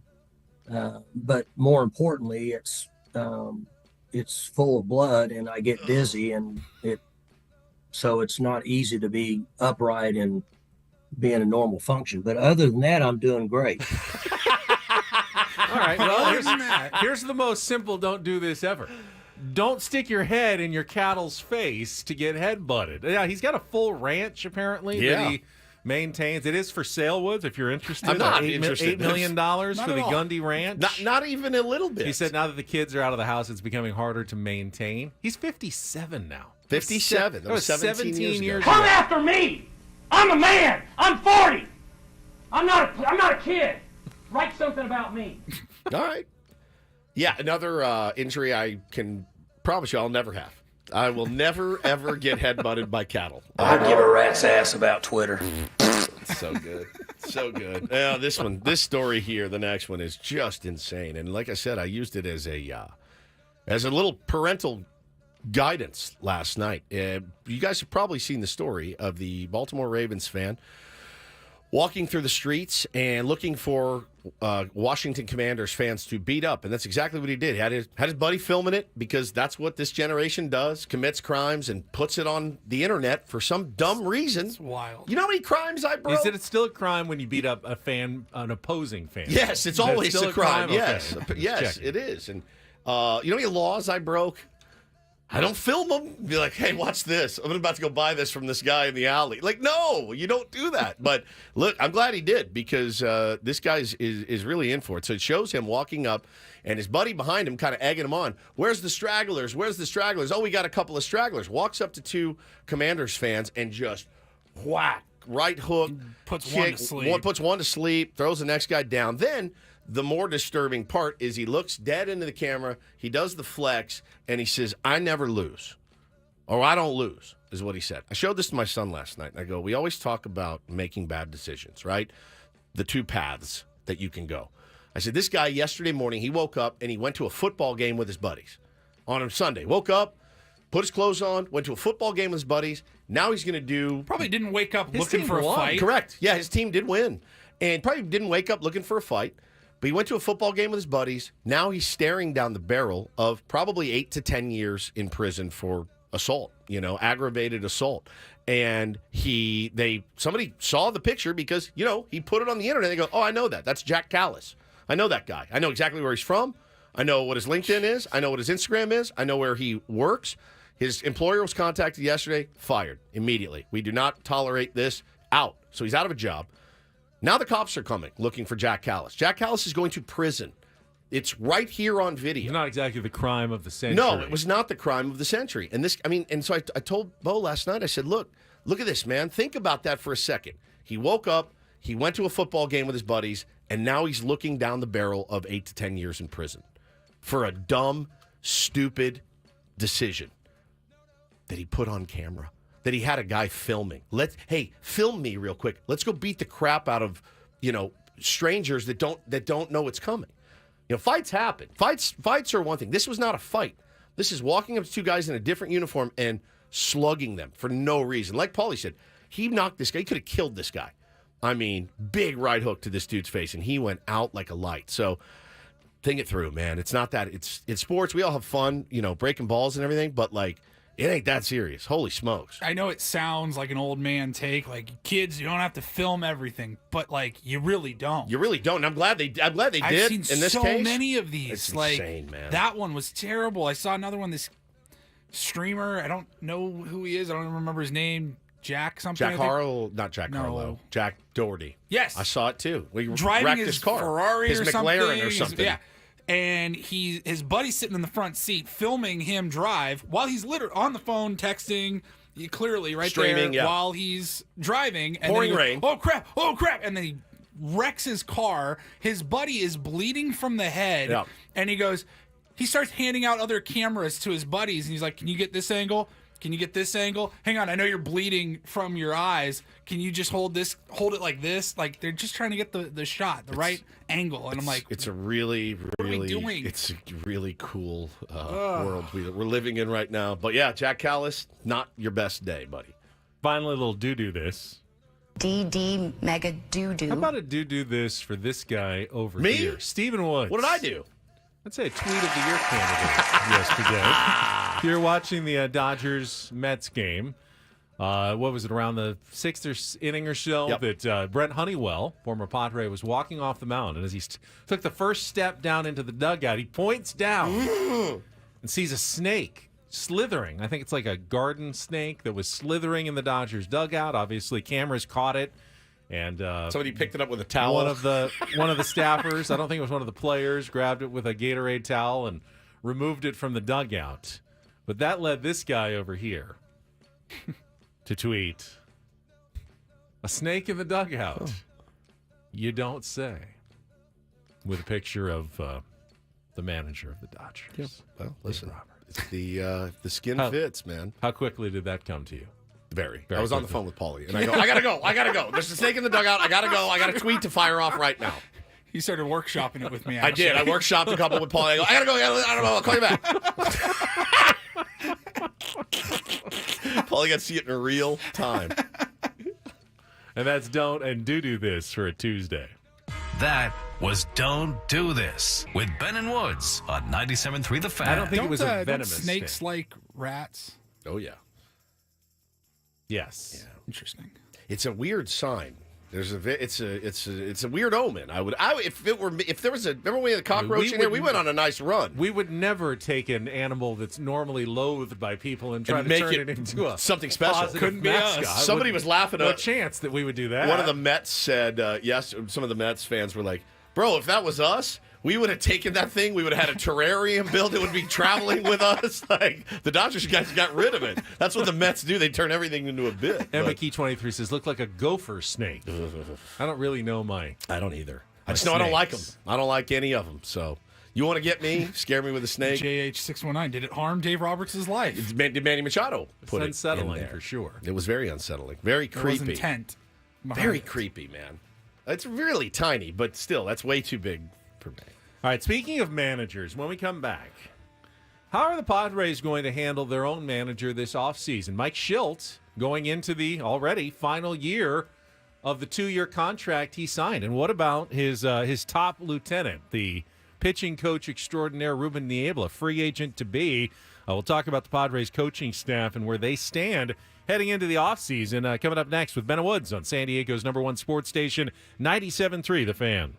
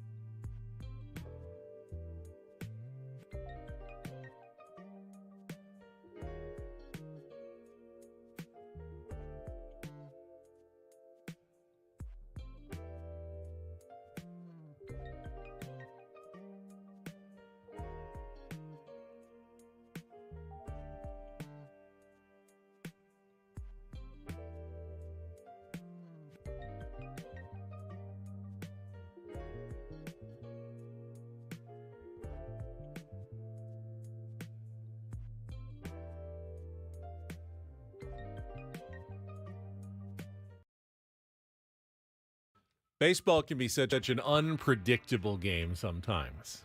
Sometimes. Except when it's not. I thought game 1 of the ALCS went pretty much like I would have expected game 1 of the ALCS to go after the Guardians had that hard-fought 5-game series and had to go to New York and face a Carlos Rodon. And, the Yankees got one of their big guys. It was Juan Soto, not Aaron Judge, but got a home run from one of those guys. And then Stanton, I believe, homered later in the game, wasn't it? Yeah, I mean, that's a perfect formula right there for a Yankees victory. And they did get the 5-2 win last night to take a 1-0 series lead in the ALCS. But that's a winning formula for the New York Yankees that if they do that 3 more times, they will be playing in the World Series. It is. It's pretty nuts. When you're watching that game last night, Rodon looked pretty good. He had gotten roasted by the New York media, Benny, for his over-exuberance after his last start. And he started really well, and then they started to hit him and knocked him out. And they said, you got to control your emotions better. So he said, all right, I'm going to do that. And you could tell, man, he had a big K to end the first, and he was like, and he just put his head down and walked off the mound. I mean, it was a focal point. Did he say like he was him. channeling his inner Garrett Cole? He was trying to okay, I'm going to bring my Garrett Cole sense of self to this game. And ended up pitching really, really well yesterday. But what the unfortunate part was, if you're a Guardians fan, Joey Cantillo comes in, throws 4 wild pitches, Rick Ankiel style. Wait, okay, so Joey Cantillo. Remember him? Yes, that was a while ago. Who did the Padres trade Joey Cantillo for? Wasn't he in the Naylor trade? Was he in that? I think you might be right. So that would make sense. He was part of that deal. Traded by the Padres with Austin Hedges, Gabriel Arias, Owen Miller, Josh Naylor, hardly know her, and Cal Quantrill to the Cleveland Indians for Greg Allen, Mike Clevenger, and a player to be named later, which was Matt Waldron. So he's part of the Matt Waldron. So we also saw Phil Maton pitching for the Mets. You tweeted about this. Pedro Avila. Yep, did pitch great. Brett Honeywell. Tim Hill pitched. And Sean Manaea. Well. And Sean Manaea. All pitched yesterday in the playoffs. Yeah. All recent members of the San Diego Padres organization. Pretty nuts, man, to see. But, so the Yankees have a 1-game-to-none lead. Game 2 is tonight. It's a 4:38 start again, I believe, on TBS. And it's Tanner Bybee for the Guardians and Garrett Cole for Game 2 at Yankee Stadium. Yeah, so, the Yankees, too, man. They got on base a ton. They were horrible with runners in scoring position. But, 2 wild pitches that lead to runs certainly helps in a playoff game. Who was that kid with the Guardians who just could not... Was it the Guardians guy kept throwing the wild pitches? Yeah, it was Joey Cantillo who threw the wild pitches. Okay. Yeah, it was pretty unsettling to see, man. But yeah, Juan Soto hits a bomb, Giancarlo hits a bomb, Aaron Judge's postseason is something that needs to be studied in a lab. If I'm a Yankees fan, though, that's almost like reason for optimism. Correct. Like, here we He's are doing nothing in the ALCS, up 1-0, and we haven't gotten a thing from Judge yet. Hit the ball hard. He got robbed a couple times. But it's just nuts. It's nuts to see. So, their hope is if somebody decides to be real careful with Juan Soto, right, in the 2-hole, that Aaron Judge will eventually find it, and they put Juan Soto on. Juan Soto had a 2-strike hit. He had a 2-strike hit off of one of their lefty relievers. It might have been Cantillo. I can't remember, but it was unbelievable. You're like, okay, yeah, I remember that. I remember good Juan. When Juan decided to be really good. So elite, and does so much damage in the zone. So I'm trying to think of this. So the Yankees and Dodgers have now played a combined 12 postseason games, and Ohtani and Judge have homered once between the two of them. Yeah, after over 100 2 MVPs. In the regular season, and they have managed to combine for the one on Shohei's very first at bat in the first game. Yeah, and that's it. Neither of them have gone deep since. It's a weird one too, because they keep showing the stats of Shohei's numbers with runners on base, and it's staggering. Still, it's 13 out of 16 or something. If you're Dave Roberts, Ben, do you move him down and say, well, you're 0 for 20 with nobody on. You are 13 for 16 with runners on. And you finally tried to steal a base, and you got thrown out. Wouldn't it behoove you?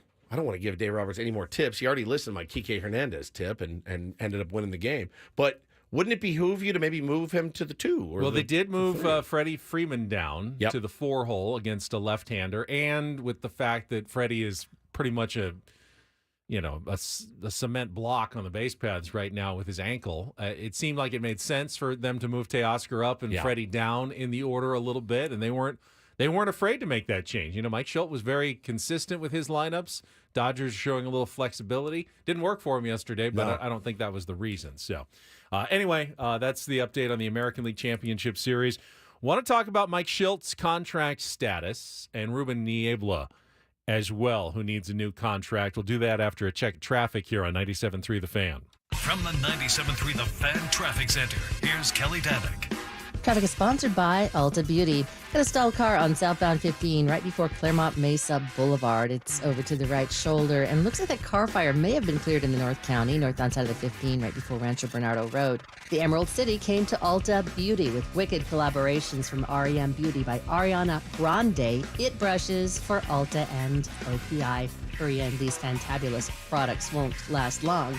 See Wicked November 22nd, only in theaters. Ulta Beauty, the possibilities are beautiful. I'm Kelly Danick with Ben and Woods, San Diego's #1 sports station, 97.3 The Fan. So I was wondering, what do you think an MLB pitching coach makes? Like, what would you say is the average salary for a Major League Baseball pitching coach like Ruben Niebla? $500,000. Because this surprised me. And I don't know that I believe it, but according to the Google AI overview, the average salary for a Major League Baseball pitching coach is $78,000 per year. That was way off. With a total pay range of between $58,000 and $107,000 at the top range. Get out of it. It can't be right. It can't be right. I was surprised. No way. All that money in Major League Baseball, a guy that valuable working with your, hey, you can't win without good pitching. Now, most teams don't release the salary information. That can't be right. I don't know. Are those stats from 1956? I have no idea. That seems really low. That's way low. There's no way. That seems really low for me. Whatever Ruben Niebla has been making doesn't feel like it's been enough for the San Diego Padres. If he's making $80,000 and there's even a question about bringing him back, stop questioning it. Okay. How about this? Give him 160. We're going to give you a 7% bump, and just, let's go for that. There's no chance. There's no chance. The way supply and demand in baseball tends to work, I would think that Ruben Niebla might be a hot commodity. You think for so? Teams that are interested in pitching coaches, which would drive, I think, salary offers up. And if you are, I don't know, does he have an agent? I assume he has some sort of agent. Of course. They would be able to negotiate a pretty good deal. And whatever it is, I would think the Padres should pay that man his money to remain as pitching coach of the San Diego Padres. Yeah, I'm looking at this same thing you're looking at. I am I literally was speechless. I was really stunned. I'm speechless. There's no way. Are the benefits good or something? Good dental or what's going on? Well, you here? get to, you travel a lot and stuff, but I'm looking at it. I can't. I got nothing. I'm speechless. What my guess was $500,000. Well, you do overpay for most things. I do overpay for most things, but does $500,000 seem like an overpay for Ruben Niebla? Because it doesn't for me. I got nothing. I do know. I got a buddy that is in the Astros organization. I ran into him when we were playing the Astros, and my man works for free, essentially. Like, he works for free. People want to be in the baseball business, and they take a lot less to do that than other industries. But when you think about the value a good pitching coach can bring, and if you can just squeeze, extra strikeouts, low, if you can help a guy lower his ERA by 0.5. How valuable is that? How many wins is that? I mean, how many wins above replacement? I mean, that is really valuable if you can squeeze better performance out of a pitching staff. Think about the worst player on any roster. The worst player on the minimum makes $660K, gets 2 ABs a week, catches a couple innings here and there. I'm not talking about anyone in particular. But you know what I'm saying? Like, that's staggering. And you do way less work I would imagine, than the pitching coach actually does. Way. Yeah, you go get your grounders and you swing it and everything else, but you're not playing much. That is bananas to me, man. So managers do make more, but reportedly Mike Shildt on his 2-year deal is making in the lower third of what managers in Major League Baseball make. And he deserves a raise. He wanted to get back into obviously managing, and now he's in a much better spot. He signed a 2-year deal. Great first season. The Padres go to the playoffs, win 93 games, second most in franchise history. Is this something that you need to immediately address if you're A.J. Preller and work on a contract extension with Mike Shildt? Yes. Yes. The organizational stability, that is something that we haven't really had. We didn't have it under Bob Melvin. I thought we would for a long time. And, boy, that did not work out. And it does seem, I don't know what's gone on behind the scenes. We've talked to Shildt enough this year to know that he's a good manager and the players really like him and respond to him. And I think he's the right guy for the job. So why mess with it? Just like his lineups, man. Are you worried that if you didn't sign him that he would be a hot commodity next year on the open market? Because that's really what drives salary and contracts, more than whether you like a guy or you think he's doing a good job. I think he can be both. Are you worried that you would lose him if you waited on Mike Shildt and he has another really good season? Because if he doesn't have a great season next year and you sign him to a 3 or 4 year extension, guess what? You just saddled yourself with an extension for a manager who had one good year. Guess what you did? Bob Melvin had one good year, and then what happened in the next year? Now they're trying to figure out a way to get out from that deal. And, the San Francisco Giants swooped in and gave you the out, but are you sure you want to lock up managers, for the long term? And this is nothing against Mike Shildt, personally. This is simply the economics of baseball and how it works. Is this where you want to go? I mean, I'm not saying, I think consistency and stability is something the Padres need. Badly. They've shown it at the top with A.J. Preller. They can show it with Mike Shildt now and say, this is your team. We're going to run this organization your way and AJ's way.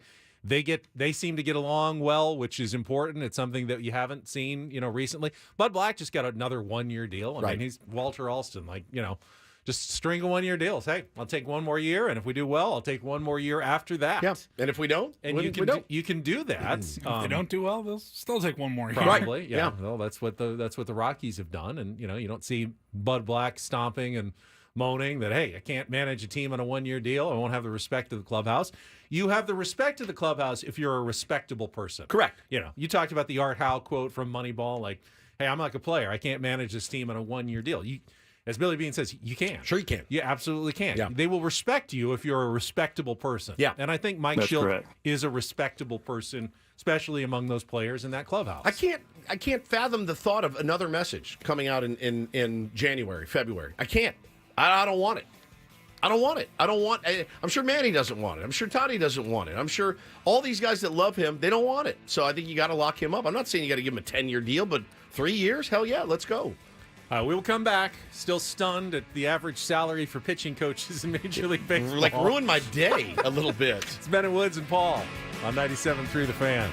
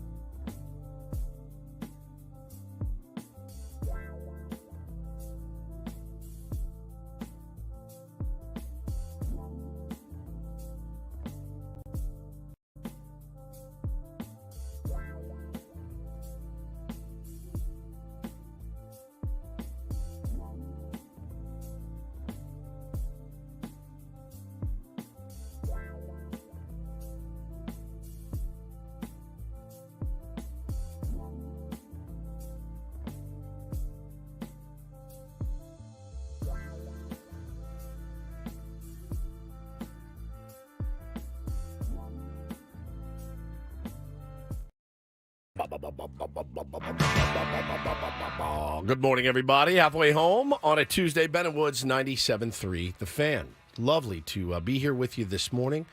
We're having some temperature issues in here. It's cold. Now it's warm. And now it's warm, and then it's cold again.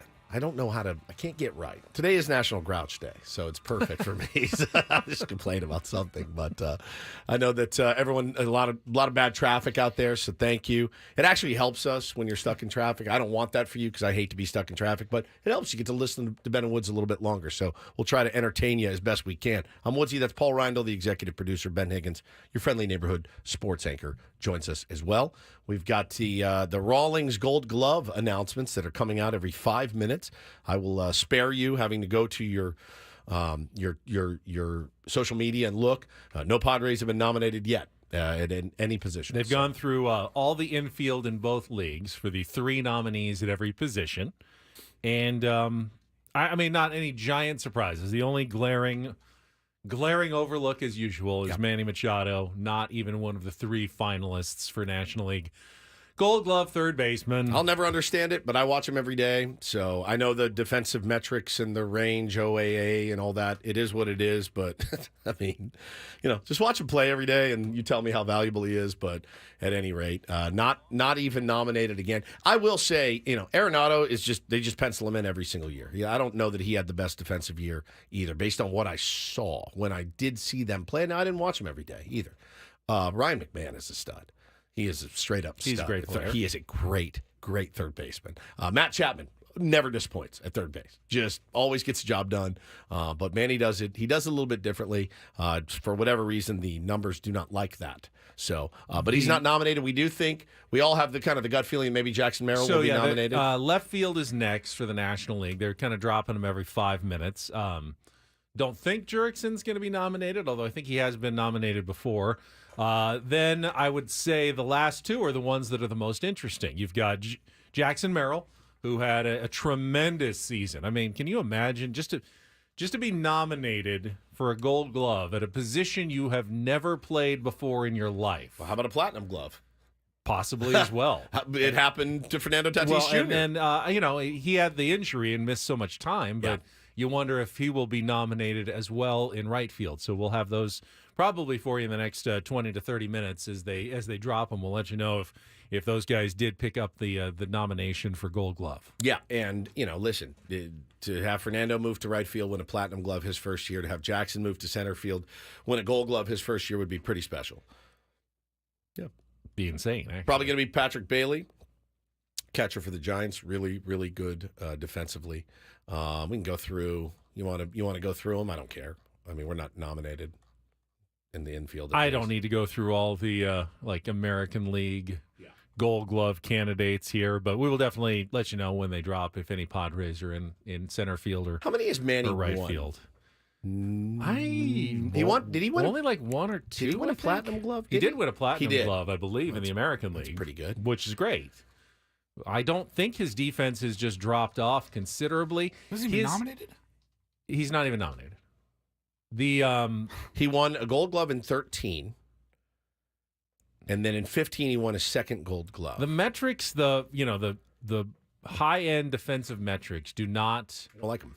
Treat Manny very well, and I don't. It's kind of a range factor. I feel like he gets to balls that I expect him to get to. I mean, I don't see other guys necessarily making. Third base, it's such a reaction position, and you can only dive so far. I mean, at third base, you don't generally make, other than that slow chopper where you cut off in front of the shortstop, you're not making a ton of runs. Either it's sometimes he goes forward. He's really great at that play.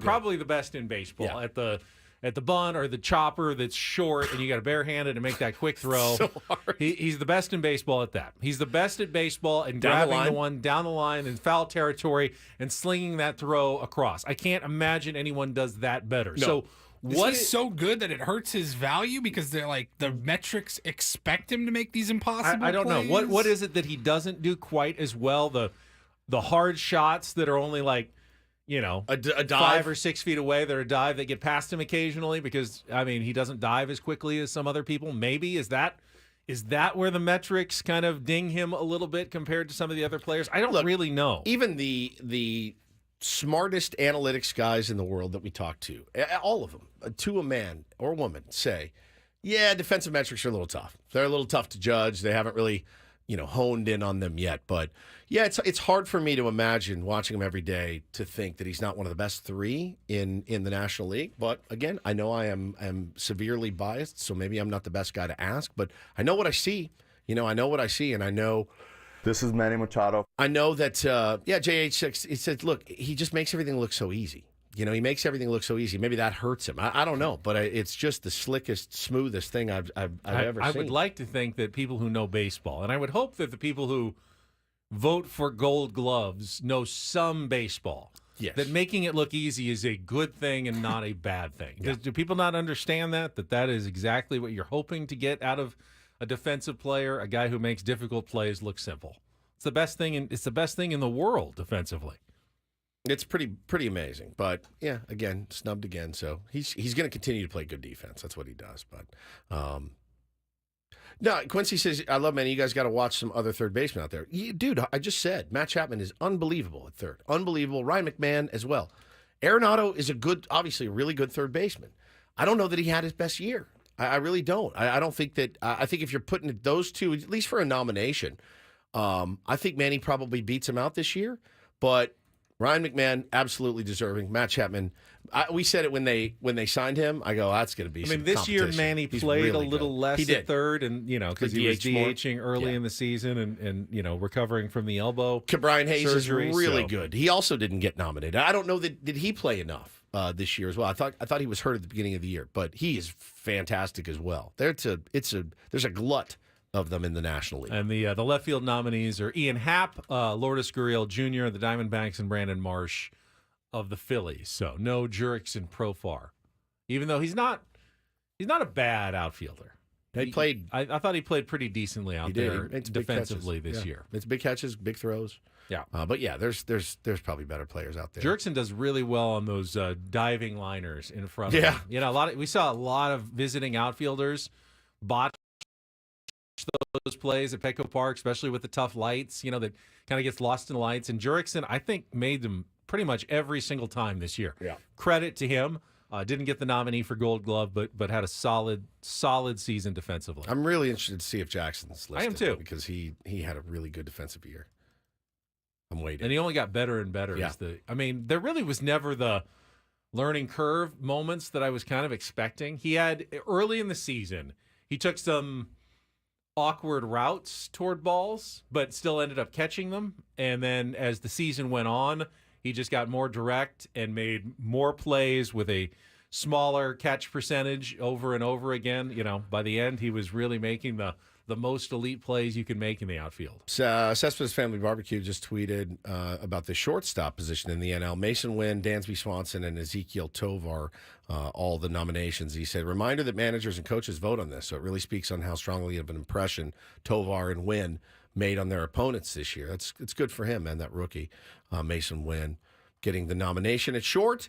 Was not going to see one here in San Diego, certainly, with Kimmy being not great when he was in there, and then Xander being also not great when he was in there. But hopefully they can figure that out as we move forward. But yeah, we're just kind of waiting with bated breath to see if our beloved Jackson Merrill has been nominated. Yeah, so probably sometime in our maybe next segment before the bottom of the hour, we'll get a few more nominees released in the outfield for the American and National League. Are they going to find a way to give Shohei one? Somehow, if they could, would Gold they? Glove designated hitter, if possible, would they try to do that? They might. They could. They might. Still waiting. Yeah. No, I don't think we just. I think we probably should talk about other things like as what? Well. Well, I mean, whatever you want, Woods. It's your show too. All right, I can sit in silence. I can too. Just waiting. The ump scorecard was out for yesterday's game.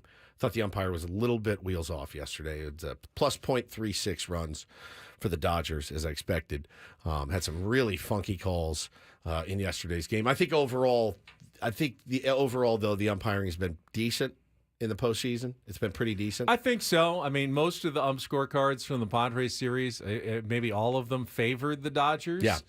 And I know that people, that's going to, there's an inherent bias toward the Dodgers. I don't know if there's an inherent bias toward the Dodgers. I do feel when it comes to certain teams, whether it's just how kind of the catchers maybe present balls or how, pitchers' balls look to certain umpires, that they tend to do a little more poorly in those scorecards. Guys, depending on if you're deceptive on the mound, that can also fool an umpire sometimes. How you catch it obviously makes a difference, unfortunately. But it's been a big topic in the postseason. Some of the older baseball analysts and fans are not liking the one knee down. You're hearing that in almost every broadcast. Huge discussion yesterday that John Smoltz, he's on the broadcast, and I think it was Craig Calcaterra who got really mad on Twitter.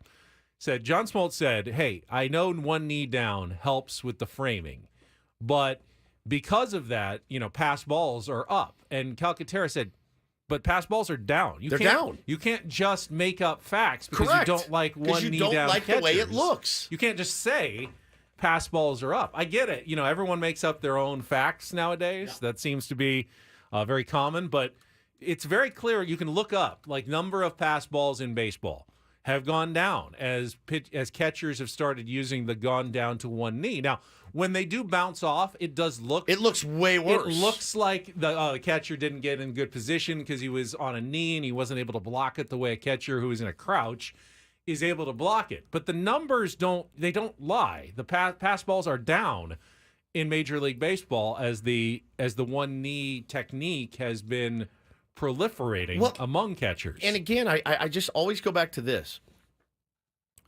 They wouldn't do it if it was bad.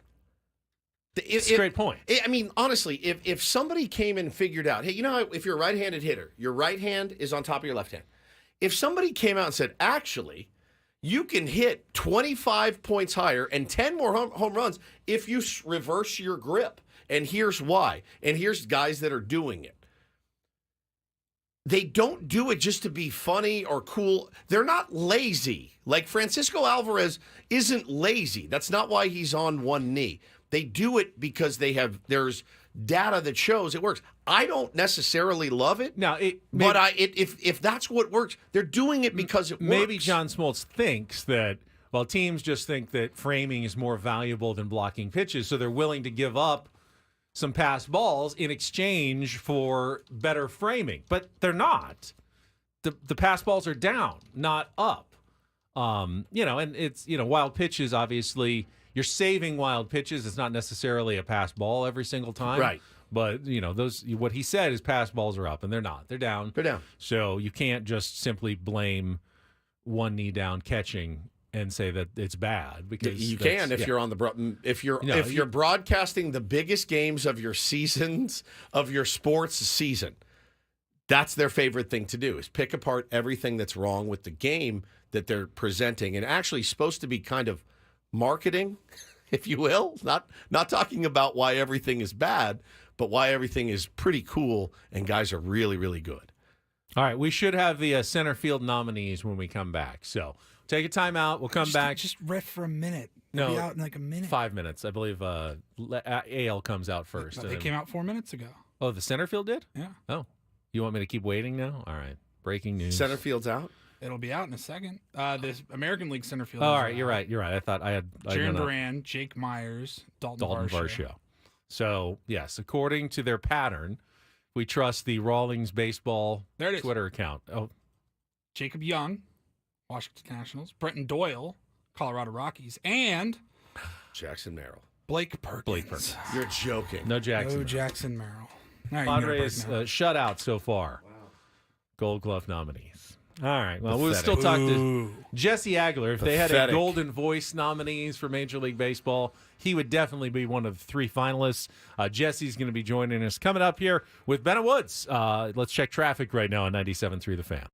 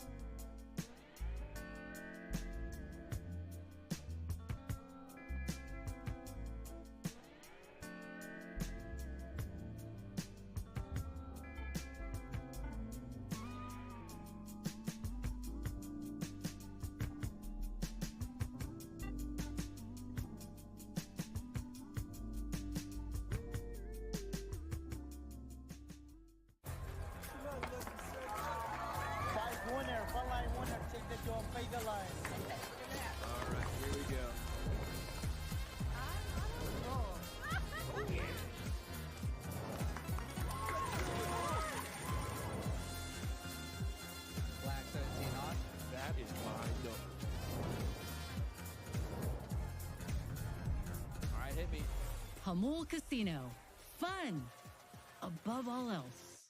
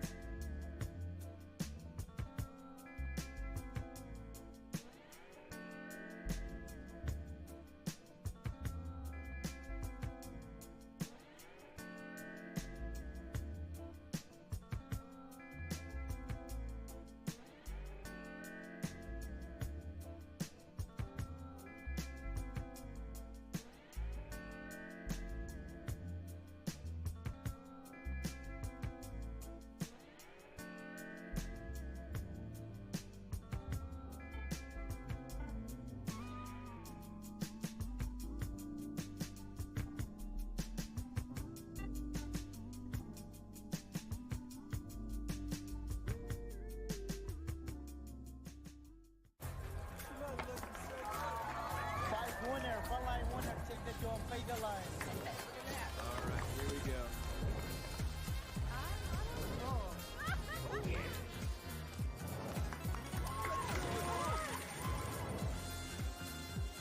Black 17 on. That is my number. All right, hit me. Hamul Casino. Fun above all else.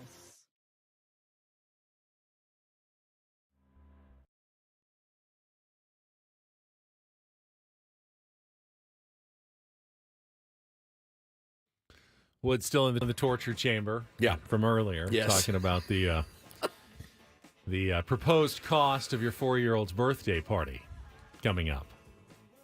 $1,500 for one. Bids are out. $600. Yes, I got proposals being sent in. He's 4. RFPs have been submitted. The problem I have is my wife keeps asking him what he wants, and I go, "You're the parent. Just make the decision. If you tell him we're going to, just say."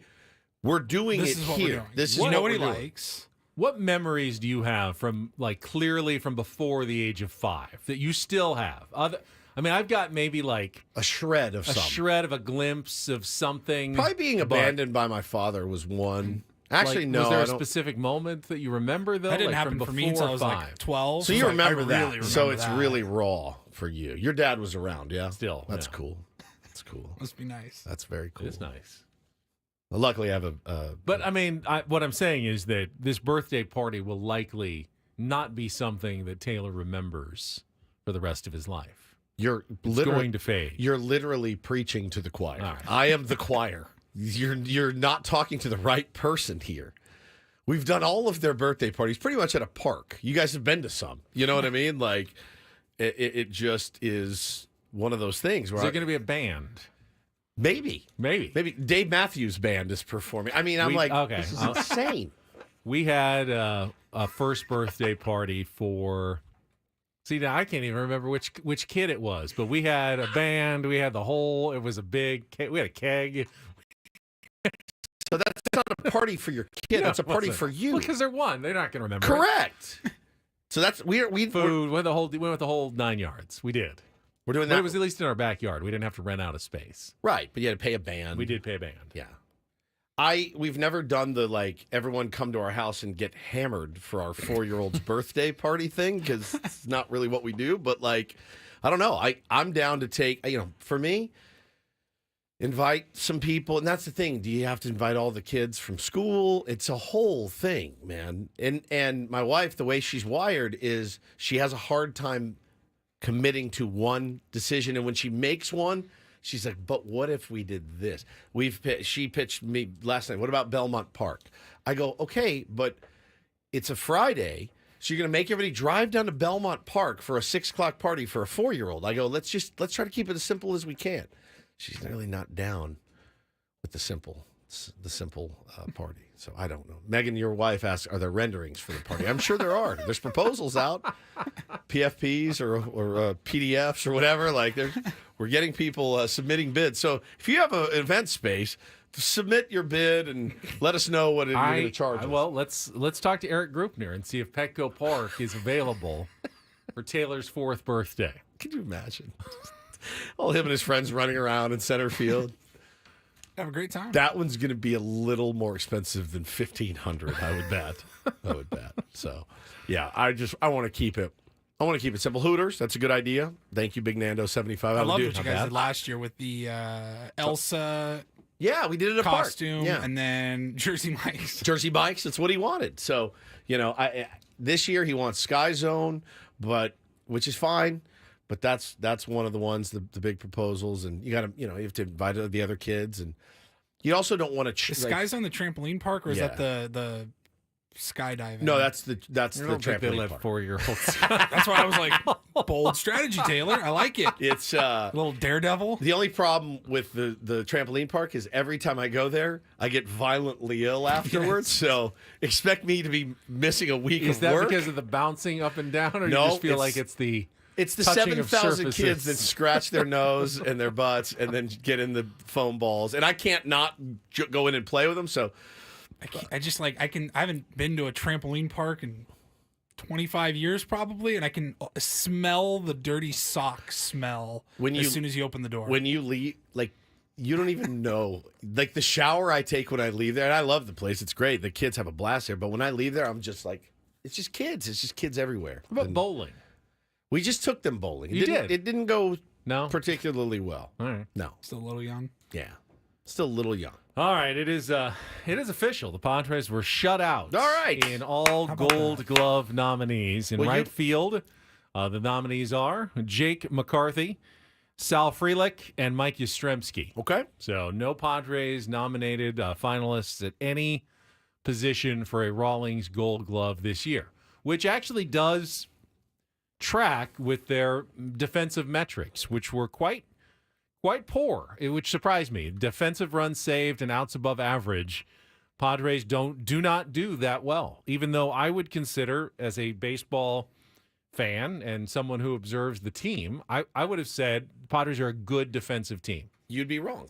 And I would be wrong. Yeah, really wrong. What was their ranking out of 30 teams? 22nd? Defensive run save, they were 22nd out of 30. They were negative at every position except third base, I believe, and pitcher, where they were decent on the mound. I guess when you say that, other than center field, I go, okay, right. They were negative in center field, too. Which is crazy. Doesn't make a lot of sense. All right. But well, something to work on. Mike Shildt, that's kind of what he preaches, being good defensively. So I think he'll probably. But I thought they were good defensively. If you. Shortstop what was brutal early. Oh my Lord, it was brutal. Remember the errors early that just cost us, and the what was the I used to say, the fatal. Errors are fatal on this team. Now, they don't take that into account, what actually happens. No. So there were so many early on. They were really, I thought, pretty sloppy, and I did think they cleaned it up a little bit towards the end. But, you think about Xander and Kim at short. Both kicked it around a lot. Manny even had a couple of tough ones this year. Jackson Merrill, I'm literally trying to think of a blemish on his record, and that's the one that's escaping me the most, though I know that it did happen. But did you guys see the nominee in the American League? The nominees for right field in the American League. Juan Soto was nominated. Once again. Of course. Who had a horrible, horrible defensive year. I think. Based on everyone tweeting how horrible he was in Apparently, right field. Baseball fans have no idea what good defense looks like. Crazy. Because we have our eyes deceive us when it comes to defensive value, at least based on what the statistical models have come up with. And when do the winners get announced? November, I think. All right. When Well, the we'll look forward award to that, season Greg. after the World Series is over. All right. Well, nothing we need to be... Does this hurt Jackson Merrill's Rookie of the Year candidacy, that he's not a Gold Glove nominee? I mean, those votes are already in. So Yeah, they're in. Yep. All right, Jesse Agler will join us when we come back. We'll wrap up the season. Sad. One last time with Jesse here on a Tuesday. Super sad. Coming up next here on 97.3 The Fan.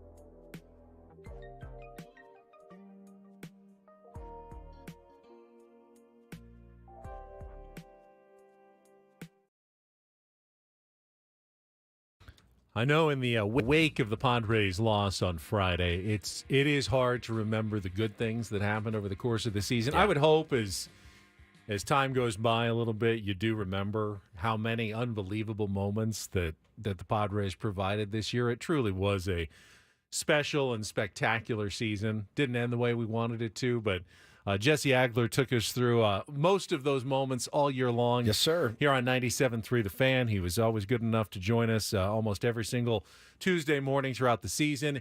He is standing by and will join us one more time after this check of traffic on 97.3 The Fan. From the 97.3 The Fan Traffic Center, here's Kelly Danick. Traffic is sponsored by Valvoline Instant Drive-Thru Oil Change, your trusted instant drive-thru oil change. Collision on southbound 5 before Palm Avenue. It looks like 5 vehicles involved in this one. Things blocking the 2 right lanes. Also, stalled vehicle over the right shoulder of the Kelton Road off-ramp, eastbound King Freeway. And now getting reports of a hit-and-run crash on westbound 8 before College. Looks like a couple vehicles involved. No details as to whether that's blocking lanes. Stop by any of the 30 San Diego Valvoline Instant Oil Change Centers. You don't have to get out of your car. Usually only takes 15 minutes or less. Plus, get a free courtesy check of your tires and battery. Visit SoCalOilChange.com for directions and discounts. SoCalOilChange.com. I'm Kelly Danick with Ben & Woods, San Diego's #1 sports station, 97.3 The Fan. And as Jesse Agler joins us, I know as fans, when the playoffs end, it's very jarring. You're used to watching games every day. You don't know when it's going to come to an end. It's almost easier when your team doesn't make the playoffs. You know it's coming. Hey, regular season ends in 3 weeks, in 2 weeks, in 1 week. It's over. But it's very jarring. Jesse, I can't even imagine when it's your life and your livelihood to have it come to just an abrupt end like that. How do you deal with that, and how jarring is it for you that baseball is just over, like snap of the finger? Really jarring. It really is. I mean, because, it's like you're doing it every single day, and when you're in the playoffs, you don't ever expect it to end, or I don't. I just like, all right, they're going to figure this out. They're going to win this game, and then it's like, it's not over till it's over, and then it's over, and it's abrupt, as you said, and then it's like, oh, wow. February, Peoria. That's like the next time I'm going to be doing this. And it's a total shock to the system. And it's very unsettling. It really is. I'm hopeful, obviously, like all of us, that one of these years it's going to end with the Padres, raising a trophy above their heads. And that's going to be a very, very different sensation. But when that doesn't happen, when you're in the postseason, same thing. I remember walking out of Citizens Bank Park 2 years ago after the Phillies, beat the Padres in the NLCS. And I was like zombie walking to the bus, the team bus, to go back to the airport and fly home. Like, I just couldn't believe it. And it was like, what just happened? Did that really happen? And it was a very similar sensation the other night in LA. It really was. Yeah, man. What was your analysis, Jessica? I love talking baseball with you, and you sit and you watch every game, as do we. And what was your analysis of kind of what happened? I saw, you see a lot of, they're playing hero ball and swinging for the fences and all that stuff. And look, there's validity, I think, to everyone's opinion right now based on what they saw. But for me, I watched it and I said, I can't believe what I'm actually seeing. This is a different Padres team. For them, their bats to go that ice cold for 24 innings was pretty insane to watch. One of the things, if you listen to Padre Radio, you'll hear Tony and I talk about a lot, because it's one of my sort of go-tos, is that baseball is the cruelest of all the sports. It is a nasty, nasty little animal. And for the Padres to be abandoned by the thing that got them through the long, arduous season in the final 2.5 games of the postseason that they were in is just absurd. And that's baseball as much as anything else. Like, this was a team defined by their ability to put the ball in play, defined by their ability to get hits, defined by their ability to pass the baton, have the big inning. And for all of that to abandon them, at the end of the playoff run is just awful. It was just so hard to watch, and so that was jarring, and it was difficult to kind of comprehend. And it's like, how on earth is this happening? And then, kind of step back a day or two later and you go, man, isn't that the most baseball thing ever? Why does this team end up losing in the playoffs? Because they weren't able to do the thing that they were able to do better than any other team all summer long, which is crazy. Like, that's not supposed to happen. Yeah. And it just, again, it shows you that, this sport is so different than every other sport. I know there's a lot of conversation right now about, oh, should the division series be best of 7 to try and make it a little bit more, fair or even or anything like that. But the reality is, like, best of 7 really doesn't settle it much better than best of 5. In the NBA, which is the easiest example and the most strong example of this, like, the better team wins, 80% of the time in the playoffs, something like that. And even higher than that early on, in the earlier rounds of their postseason. In baseball, it's just much more of a crapshoot, and you don't know why it's necessarily going to turn a certain direction. And as I said, for the Padres to sort of be bounced out because they were unable to do the thing they did better than any other team is just miserably cruel and so defines this game that we all love. I think the real cruelty, Jesse, is not necessarily in the outcomes that can be kind of capricious. It's that going forward, you never know really how to fix it when it's something like that, because maybe there is no fix. Maybe they didn't do anything wrong, but the human instinct is, all right, well, let's work on this. We came up short because of this. Let's work on this. And baseball doesn't always work that way. It's not that simple. In basketball, we didn't shoot free throws well enough. Well, let's work on free throws and shoot them better next season. We'll put more work into that. In baseball, it's just not that simple sometimes, which makes the direction you're supposed to go in the offseason, like, what is it that, was missing from the Padres equation? Because you can't really put your finger on it. Yeah, no, look, sometimes it's obvious, right? Like a couple of years ago, they ran out of pitching. Yeah. Right. So you say, okay, what are we going to focus on in the offseason? We got to load up on pitching. So sometimes there is sort of a straightforward directive that the game gives you. But yeah, no, I would say with what happened, again, 2.5 games, basically, right, at the end there, that is not something that should be addressed head on. That's just one of those things. Look, there's plenty of work for A.J. Preller to do, and the reality is, right, when, they break camp at the end of March and, come to San Diego for opening day next year, it's going to be a very, very different looking roster than this one. That's just the nature of the game. So I think hyper-focusing on what went wrong over the course of 24 innings against the Dodgers is not necessarily like the healthy perspective, in my opinion.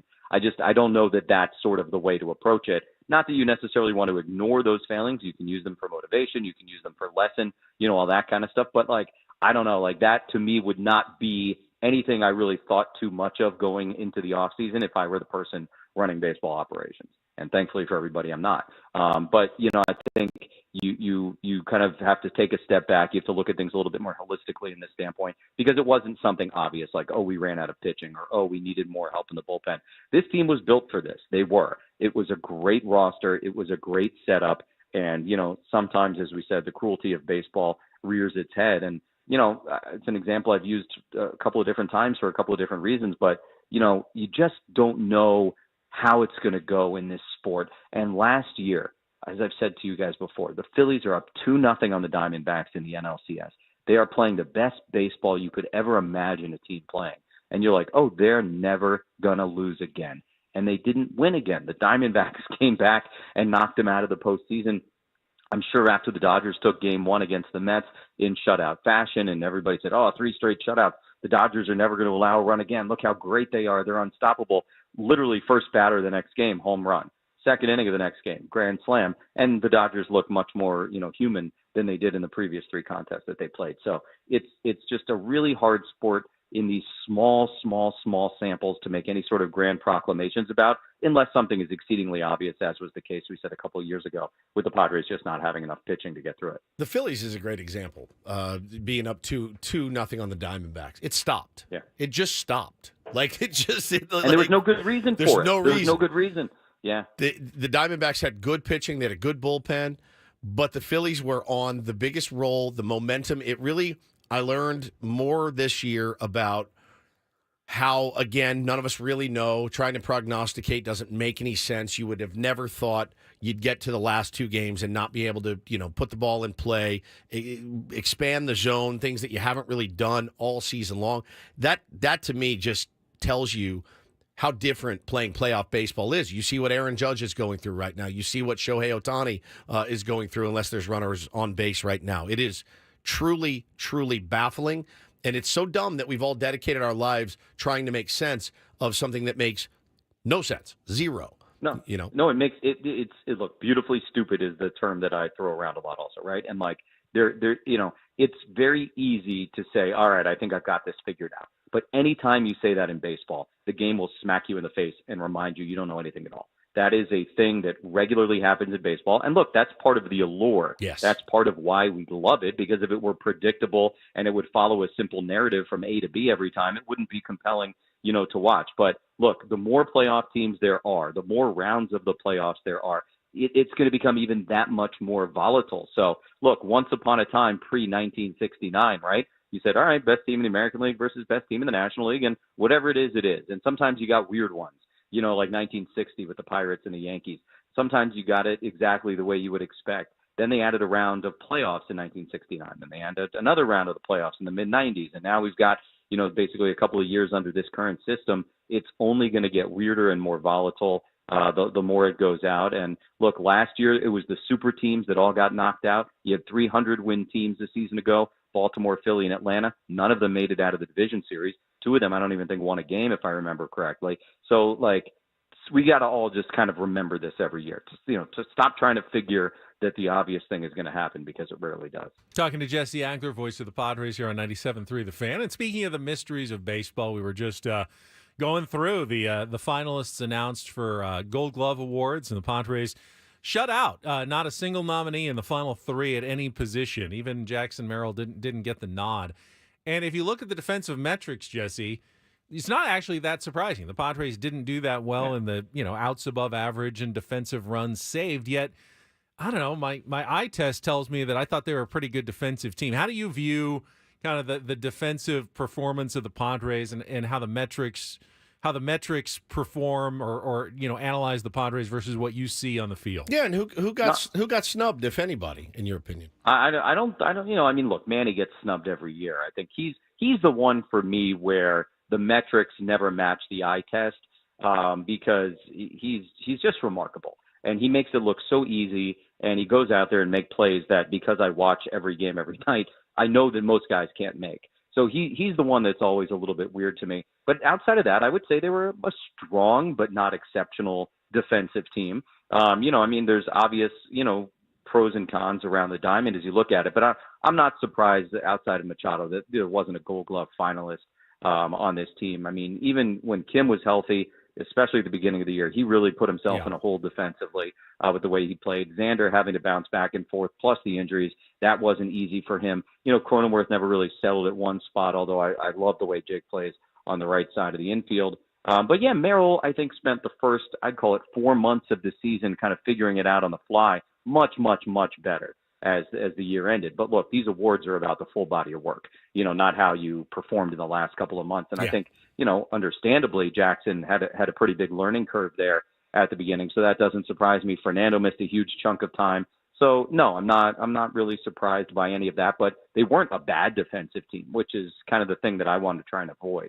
It's all well and good to be a great defensive team, but as long as you're not bad and you hit the way they hit, you're going to be okay over the course of the season. And that would be kind of my assessment of that. All right. Well, listen, there's moves to be made. We talked about Ruben Niebla. I think you have to bring Ruben back. He's obviously a favorite of the guys that he's worked with, certainly Jesse. And but some of the guys that are out there. I mean, guys like Higgy, that are out there, and you don't know what they're going to cost. You don't know. It's kind of a fool's errand right now because we don't know what the Padres are going to do payroll wise. But in your opinion, who are a couple of those guys you'd love to see back with the squad next year? Yeah, I mean, it's a little early for me to wrap my head around that. Us too. It is. It is. There's no question. It's really hard, right? I mean, Higgy was incredible. He really, really was. But, I haven't looked at the list of free agent catchers. I don't have a sense right now of, how close they really think Ethan Salas might be, although I can't imagine, it's an opening day kind of situation for him in 2025. Once the World Series ends and you kind of get the full understanding of free agency and options and who's in and who's out, you can have a little bit more of a serious conversation about all that. But look, it's going to be very, very different. That's just sort of the nature of it. And, the guys like Peralta and Solano that plugged in and played such huge roles, you might need a different version of that next year. That just might be the way it goes. Catcher for most teams is a very volatile kind of never-ending revolving door of change. Unless you've got one of those dudes, and there's really only a handful of them at that position around Major League Baseball. And the other thing I would sort of throw out there and caution is, remember that when the Padres put out their 26-man roster for the wild card, I think about half of those guys, half of them were not with this team at the start of spring training. Yeah. Or not, on the 40-man roster or expected to be starters. So even, the group that comes to Peoria versus the group that leaves Peoria versus the group that's there after the All-Star break versus the group that's there after the trade deadline versus the group that's there at the start of the next postseason. I mean, there's going to be so much change there. So that's why it feels like, getting a little bit ahead of ourselves, trying to figure out now, what it's going to look like at the start of camp, because it's a living, breathing thing, the major league roster and the 40-man program. There's going to be an awful lot of change, an awful lot of time. All right. Sounds like a man that doesn't have to do a 4-hour talk show every day. That's exactly what that sounds like to me. Quickly, before you go, Jesse, other than reacquaint yourself with your family, any other goals, plans for the off season that you can share with us? Yeah. Are you going to come into spring training in the best shape you've ever been? Are you like 10 pounds of muscle? What are we talking about here? So yeah, we gotta get the physical fitness back on track. Yes. We'll be heading out at about a half an hour to restart that journey, because during the playoffs they've got real bad real quick. It's so bad, fast. That's so bad. So yeah, family obviously is number one, and then that would be number two, and yeah, just try and recharge a little bit. I mean, every year it's like as soon as the season ends, I feel like I could sleep, and hibernate like a bear. But the funny thing is, after a couple of weeks, I start to miss it. And, by the time New Year's rolls around, I'll be chomping at the bit. So, do you like to go on vacation at all? I mean, you travel so much with your job. Do you I don't want to go anywhere between, I want to be home. October and February. I do not love traveling for leisure, because as you said, it's all airplanes, buses, and hotel rooms the entire summer. So but obviously with the family, we try and do something. We haven't done a big trip in a couple of years, but my sister and her husband moved to London, so we're kind of kicking that around a little bit, maybe go visit them. Be a fun plane flight. Although with an 8-year-old and a 4-year-old, I don't know how wise that would be. So we'll see. We're trying to figure it out right now. All right, Jesse. Thank you so much. Stay in touch, on buddy. behalf of the Tier 1s as well, we for love all you, man. the Tuesdays. Everyone really appreciated it. I know you have to get up and do this with us, but rest assured that we are all very happy to have you on each week, and hope you enjoy your off season, and don't be a stranger. No, the pleasure is mine, guys. I always love chatting with you and your listeners, and just like a big thank you to all the fans who tune in on the radio. I don't think we have this kind of love around baseball for most of the radio broadcasts, and you guys are a big part of why I think we're appreciated the way we are. And so thankful to you guys, thankful to the station, and as I said, to everybody who listens, even if it's just when you're stuck in your car and you're aggravated at the traffic. We love that everybody joins us as much as they do. So thank you to everybody who listens. Really appreciate you guys. Thank you, buddy. He's the man, Jesse Try not Agler. to cry in here on a Tuesday morning emotional. here. It's emotional. Right, It always sucks when it ends. Take a quick time out, top of the hour. Paulie's got some headlines. Big breaking news, trade in the NFL and the Reindl Report coming up next here on 97.3 The Fan.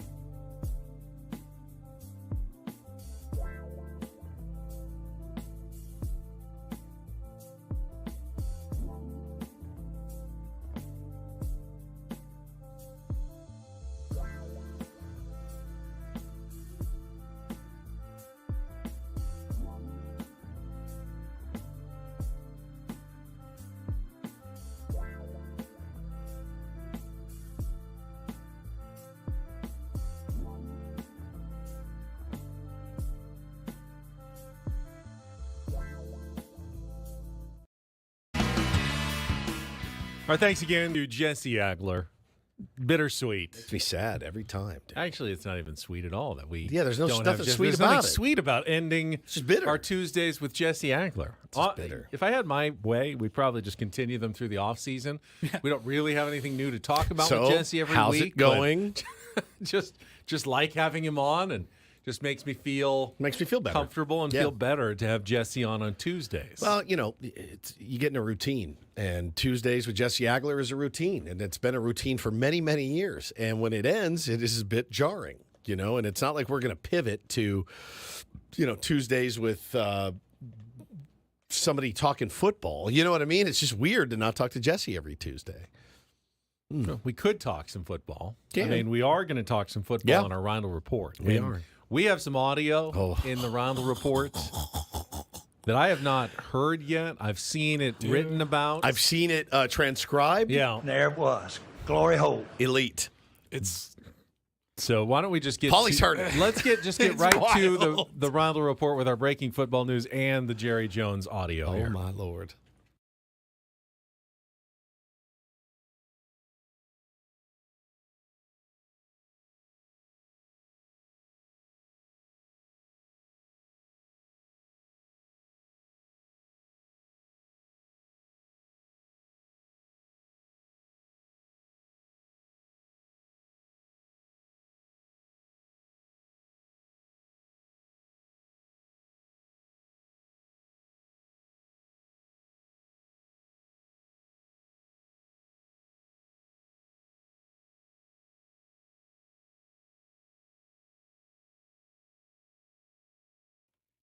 All right. Good Fire morning, away, gentlemen. Let's get to the breaking news first. Get you guys' quick thoughts. The Jets have agreed to a trade with the Las Vegas Raiders. Davante Adams, former All-Pro wide receiver, he is headed to New York to be a Jet, reunited with Aaron Rodgers. They played together for a long time in Green Bay.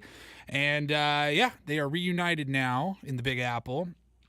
The Jets lost yesterday on Monday Night Football, so they're getting a little bit of reinforcements, trying to turn their season around. And the Raiders will receive a third-round draft pick for Davante Adams. It's a conditional third-round pick, which means it could improve to a second-round pick. For that to happen, Davante Adams must be a first- or second-team All-Pro this year, or be on the Jets' active roster for the AFC Championship game or the Super Bowl. That would upgrade it to a second-round pick. But it's always wild in the NFL. You see it often when a big-name player is traded. It's usually for like a fourth-round draft pick. And you just forget how valuable draft picks are to NFL teams, I think. Yeah, and the reason why this hadn't taken place, in the last couple of weeks after they already started the rumor mill, was because no one was willing to even meet that, probably second-round request. Probably the Raiders were asking for a second-round pick, which I think for most of us would go, a top wide receiver like Davante Adams, all you want is a second-round pick? Yeah, do it today. Make your quarterback happy. But NFL GMs are like, no way we're giving a full second-round pick for a rental wide receiver. There's no chance. When you have a disgruntled player, as Davante Adams was, and then you have Aaron Rodgers, who wanted to get his guy in. Now, a lot of the NFL pundits this morning are tweeting about, so wait. So Aaron Rodgers wanted Davante Adams. He got Davante Adams. Aaron Rodgers allegedly said he had nothing to do with the firing of Robert Saleh, but people are supposed to believe that. Now, maybe they're not related at all. Maybe he just wants more weapons, which he obviously needs. But it is interesting how the Aaron Rodgers era is going in New York right now. And he will get his guy who does have – I have him on one of my fantasy teams. I haven't played him in a couple weeks. He's got a bum hamstring. I bet you his hamstring's feeling better. I bet you it's feeling much, much better this morning. He was already on a flight to New York overnight, a red-eye, so as this up. was all being reported and finalized. He's doing the physicals with the Jets, and then it will be official. It's good to go. Aaron Rodgers, he didn't play poorly last night. He still has some skills, but honestly, the Jets' Aaron Rodgers era has been nothing short of a disaster. So far. Missed the entire last season other than 4 plays. And this year they're off to a 2-4 start. As Brandon points out, that's a great same record as the Raiders right now. He said he went from a 2-4 Raiders team to a 2-4 Jets team. Congrats, bro. I mean, you played went from yourself. a 2-4 Raiders team with zero hope to a 2-4 Jets team that at least, I mean, they're in win now mode. You've only got Aaron Rodgers guaranteed for the rest of this season, right? And they thought this was a 2-year window where they could win the Super Bowl. Now it's a 1-year window that they're hoping they can somehow sneak into the playoffs as a wild card at like 10-7 if they can bounce back and win 8 of their next 11 games before the end of the year. That's what they're looking for right now with Davante Adams. All right, that's enough about this. We have reams of audio to get through from Jerry Jones that is just phenomenal. Jerry Jones, with the return of football season, I kind of forget every year that on Tuesdays he does a weekly interview with 105.3 The Fan in Dallas. Jerry Jones, owner and GM of the Dallas Cowboys, who got absolutely bodied on Jerry Jones' birthday, by the way. Yeah, probably not super happy, not in a great mood today. And I don't have the setup of this, but they were going over the games. Jerry Jones threatens these two hosts. Do you know who does the morning show over there? I think it's RJ Choppy and another dude that I don't know. We've pulled the Jerry Jones clips from their show many times over the years. Here's Jerry Jones threatening their livelihoods when the conversation went awry.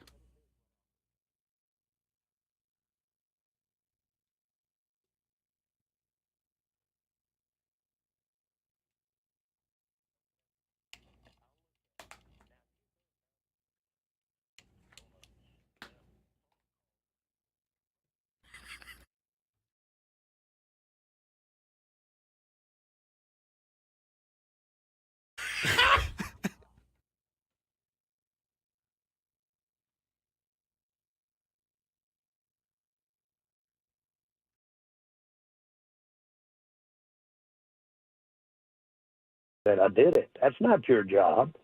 Well, my job is to ask why. why. A job, or I'll get somebody else to ask these questions, man. Jerry, we're trying to figure out why the team is. I'm not kidding you. I'm not kidding you. Oh, God. You're not going to figure out what the team is doing right or wrong. If you are, or any 5 or 10 like you, you need to come to this meeting I'm going to today. There are 32 teams here. You're geniuses. God. Oh, God. Jerry, okay. Y'all really think you're going to sit here with a microphone and tell me all of the things that I've done wrong and without going over the rights? Well, now, listen, we both know we're talking to a lot of great fans and a lot of great listeners. And I am very sorry for what happened out there Sunday. I'm sick about what happened Sunday. Now, I'm not talking to these yahoos on the end of this phone. I'm talking to you, the fans that are listening this morning. So let's just go ahead. I'm trying to answer your questions, man. You want some conversation this morning? You're getting it. Yeah. Damn it, the audio didn't play on YouTube. Sorry, guys. I missed the first 30 seconds. You missed the first 30 seconds. But, yeah, essentially, I think what happened was Jerry had, some question to the effect, some probably a very broad question by the hosts of, changes can be made. Yeah, Jerry, what the heck's gone on? The last few years have been this, and this. Jerry wanted no part. He's like, I'm not going to do it on our 10-minute interview hit. I'm not going to listen to you guys. But the defensiveness, clearly he's really bothered by it. Well, they weren't coming off a heartbreaking loss. They got absolutely destroyed at home. They got embarrassed by the Detroit Lions at home. That's one of those losses that goes beyond just one L.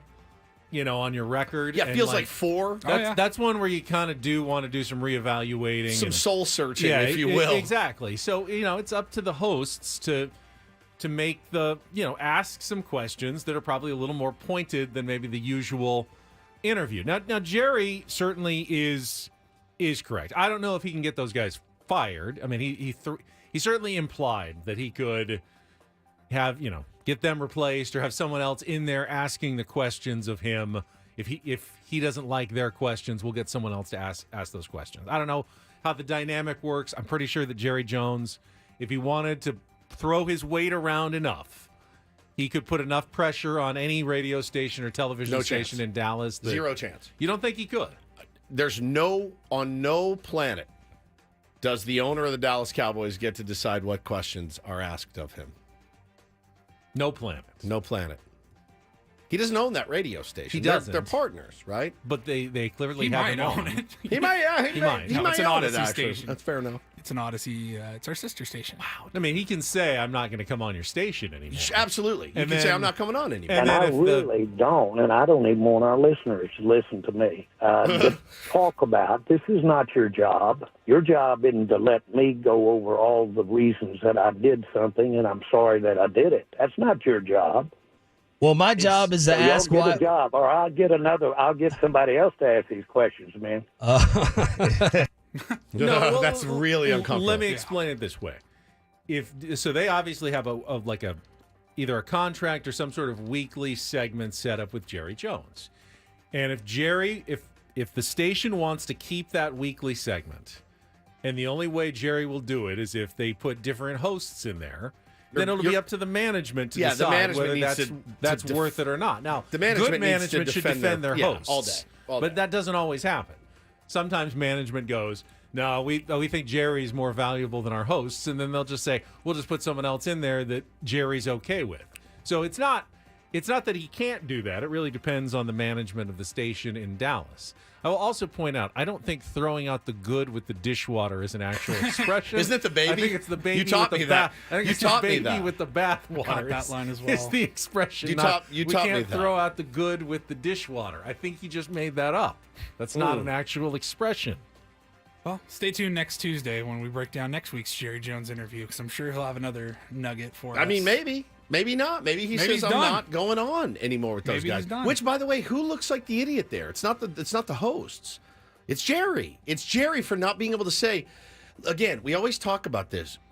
There's always the easy answer that Jerry can easily say, I know, guys, it has been terrible. We're going to right this ship. Whatever. Give him the coach speak. He's incapable of. He's incapable. He's an ego maniac. I grew up in that town. I know that people that my mother knows him very, very, very well.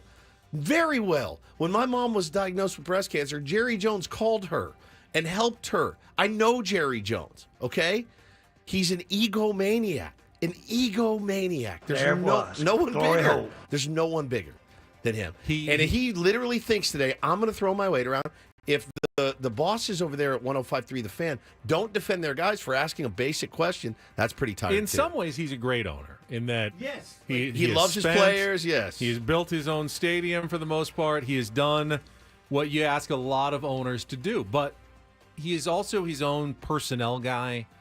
He's in his he's in his 80s now, right? Most GMs, he's like most 82 GMs years around old. football, I'm pretty sure, are not in their 80s, and you wouldn't hire someone if you were the owner to, hey, who am I going to have run my team? How about this 80-year-old dude? I'm going to have him run the team. But that's essentially Jerry has named himself to run his team. And I just don't think that he is really ready to acknowledge the fact that perhaps the football that he knew has passed him by a little bit. And I think that's what Cowboys fans are most concerned about. A guy running the team that is no longer in touch with the modern game because, well, all of us as we age, we lose a little touch with, what's going on, in the here and now. And you just never get that back. And as much as you want to try, Jerry, they just want to know, Jerry, can you acknowledge that you may have some shortcomings in this role and that perhaps these questions are valid about the Cowboys' lack of success now in recent years? It's crazy. I mean, my mom's boss has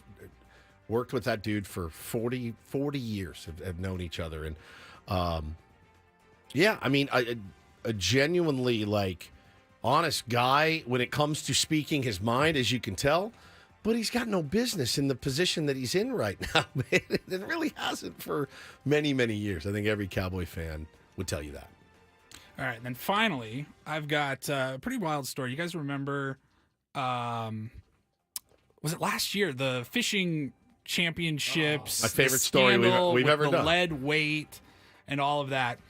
I've got a similar story here, and it's from the World Conquer Championships. Now, I have never heard of the World Conquer Championships or even know what Conquer is. This is Conker. Conquer. Yes, Conkers. not Conkers? CONQU. Yes, no. Okay. Conquer. And basically, it's an old British and Irish game for children where you take a chestnut and you tie a string. It's on the end of the string, and you are up against somebody else, and you whip your string with the chestnut on it and try to break the other person's chestnut. Okay. This is an actual. How do you even hit the other chestnut? That seems like that would First be very chestnut hard to do. break, you lose. So you just go back and forth? Yeah, and they have a World Conkers Championship, and the winner this year was an 82-year-old man named David Jenkins from Northamptonshire, and he won. He has been competing in the World Championships every year since 1977. Had never won. Finally did. Except, oh no, there's some foul play being reported. PEDs. The guy that finished second, Alistair Johnson Ferguson. He's a 23-year-old kid. 23 going up against this old man, and he said, I'm suspicious of foul play. I've expressed my surprise to the organizers. My conker disintegrated in one hit, and that just does not happen. It takes several hits. When 82-year-old David Jenkins was checked after confronted with the evidence, yeah, there's a steel chestnut in his pocket. Oh. Now, he claims the rules are you reach into a bag full of chestnuts and you pick your chestnut, and you get one swap. You can reach back into the bag and pull out another chestnut if you don't like it. And he claims he didn't do anything wrong, but when he was searched, he was found with a steel chestnut, and now people are outraging in the World Conquered Championship. Steel chestnut. Just like the fishermen that filled fish with lead weights and won their championship. So now that I'm watching a clip that you're playing, so one person holds their chestnut just still, like at the end of a string. It's just dangling straight down. And the other one is trying to hit it really hard with the chestnut at the end of their string. I have no idea what skill, other than like making contact with the chestnut, but how do you know which chestnut's going to break? I mean, isn't that just determined by the genetics of the chestnut? Look at this. Like, Please what's get the video? What's the skill level involved here in conkers? I have no idea. I didn't even know that people did chestnut swinging as competition. I have no idea. Hand-eye coordination, as somebody says. I have no idea. This is what we used to do before there were like iPads. Right. No, we didn't. This was we did. This was entertainment for people. No, we did not do that. It still is for some people. For anyone who always harkens back to the good old days. Chestnut swinging. That's what you're missing. Rolling a tire down the street with a stick. You guys missed that? Good old Holy days. cow, dude. I just can't imagine telling my kids, go out and just play some conkers outside. He says, I only carry the steel chestnut around in my pocket for humor. Ah, of course. Did not use it during the event. People aren't buying it. People will cheat at anything, I guess, is the moral of the story. If you can win it, you can cheat at it as well. That's incredible. This guy's just wanting to win one time. He's like, you know what? I've been doing this for 60 years. I'm going to go with the steel chestnut this time. I'm going to do it. I'm just going to do it. I'm going to do it. Amazing. Incredible. All right. When we come back, we're going to give away those tickets to Orville Peck. They were not won during Take on Wood, so your chance to win those coming to Cal Coast Credit Union Open Air Theater on October 26th. Stay tuned for that after check traffic here on 97.3 The Fan.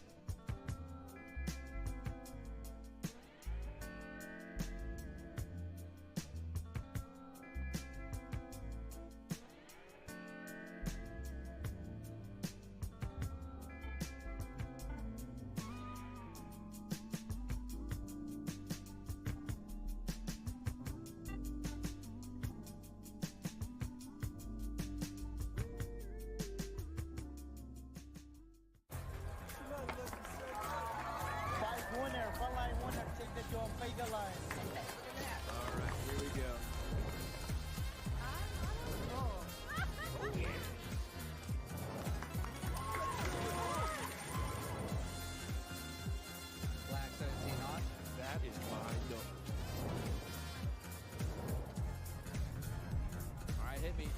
Hamul Casino. Fun above all else.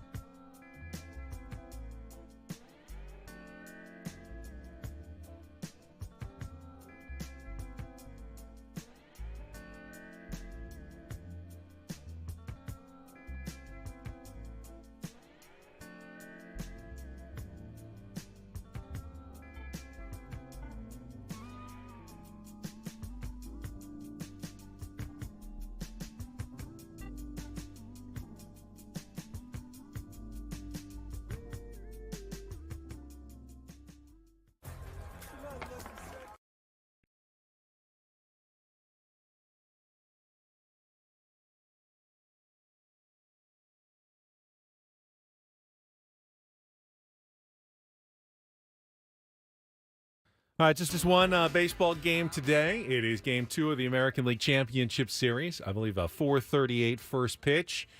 Cleveland Guardians and New York Yankees. The NL Series shifting to New York for Game 3 tomorrow, and that'll also be an evening game, 5:08 first pitch. It'll be Walker Buehler against Luis Severino in Game 2 of that series. Woods is, I feel like this is the chance for the Mets. You know, Buehler gave up a few runs against the Padres, has been vulnerable. Did bounce back nicely in that game. Yeah, a lot of it wasn't his fault. And that's true. I mean, you know, had Manny not made that heads-up base-running play, had they not had a couple infield singles, that 6-run inning, that was the only runs that they scored in the last 3 games, might not have happened at all. So Miguel Rojas runs and flips the ball instead of running 14 feet to step on the bag. I mean, you know, it all went right in that inning for the Padres and all went wrong for Walker Buehler. But he certainly did not pitch poorly. Definitely something to build on, and has been a big game pitcher in his career. So Dodgers have to feel pretty good about it. They also have every single one of their high leverage relievers ready to go. So they will deploy them, I'm assuming, in Game 3.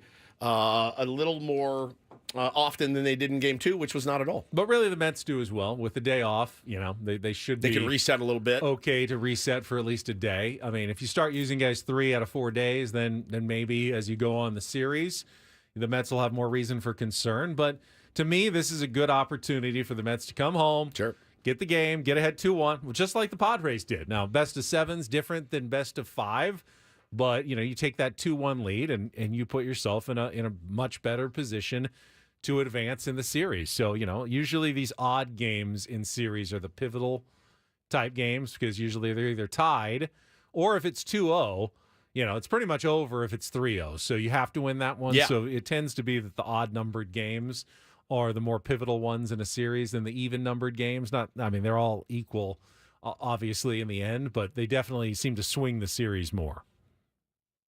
Yes. Yes. I agree with you. Thank you. 100%. I appreciate you agreeing with me. It's very good at analysis by you. I appreciate that as well. We talked a little with Jesse about, and we'll get into more of the players, I think, and the moves the Padres should not make during the offseason. But you brought up Kyle Higashioka behind the plate. And to me, obviously, Higgy is going to have to explore the free agent market. Sure. He's entitled due to a do. raise. He's a free agent for the first time in his career. The timing is great for him. 17 regular season home runs, 3 in the postseason. You're not going to do much more to bolster your case, in free agency than that. At the same time, I would imagine that most clubs will look at him and say, he's never really been a full-time catcher. This was like the most he's ever caught in his career. Did well, but I'm not sure that there's a bunch of teams who are going, we need a starting catcher.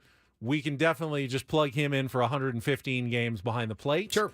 I think he definitely should be part of the Padres' plans, though, for 2025 going forward. If you can find a way to come to an agreement, and I don't think that means that you stop looking for catching either.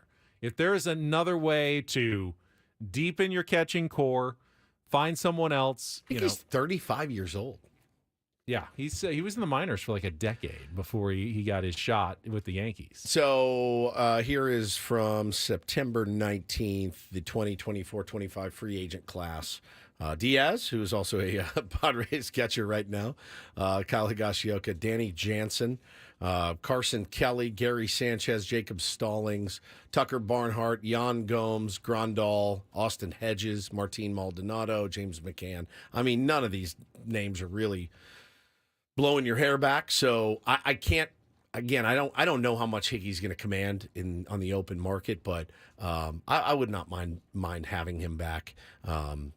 For another year or two. What's the alternative? The alternative is Luis Campusano gets yet another shot because he's still under contract. Right now, he will get another shot. Yeah, even with Higgy coming back. Sure. You need at least 2 catchers, if not 3.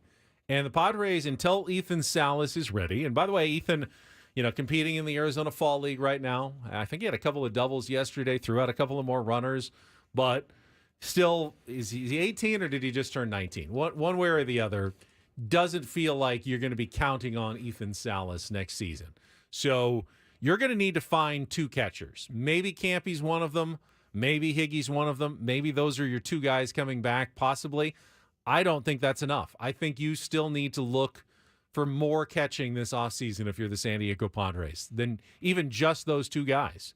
Because I'm not totally comfortable going into the season with just Kyle Higashioka and Luis Campusano as my catchers. Well, Diaz is also another option to bring back on a short deal. So so if somebody else decides to pay Higgy, and you do have Campusano, Elias Diaz is also another decent option that shouldn't cost you a ton. He's a free agent as well, correct? Right? So again, you're starting at the same ground zero as everybody else that needs catching. Yeah, exactly. And so Diaz, Martin Perez, Tanner Scott, Higgy, Profar, Peralta, and Solano, they are all free agents that can all go where they please in the next year. And I do foresee a couple of those guys probably being looked at by the San Diego Padres as guys to bring back.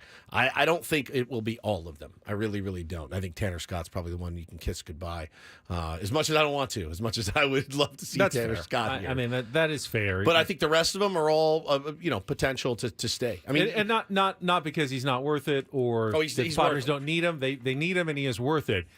They have other positions, starting pitcher, catcher. They're going to need to devote money at first before they go after bullpen arms. If they need bullpen arms next year, AJ Preller will do what he did at the trade deadline. Correct. and acquire them. Correct. With some of his prospect capital that he always does. That Yeah. makes more sense than going out and spending $100 million on a relief pitcher Correct. this offseason. Yeah, I mean, as much as I would do anything to have Tanner Scott here for the next few years, it doesn't seem like the smartest use of money, but I've been wrong many, many times before, and weird things have happened. But I would love to have him It'd back be here. a smart use of money.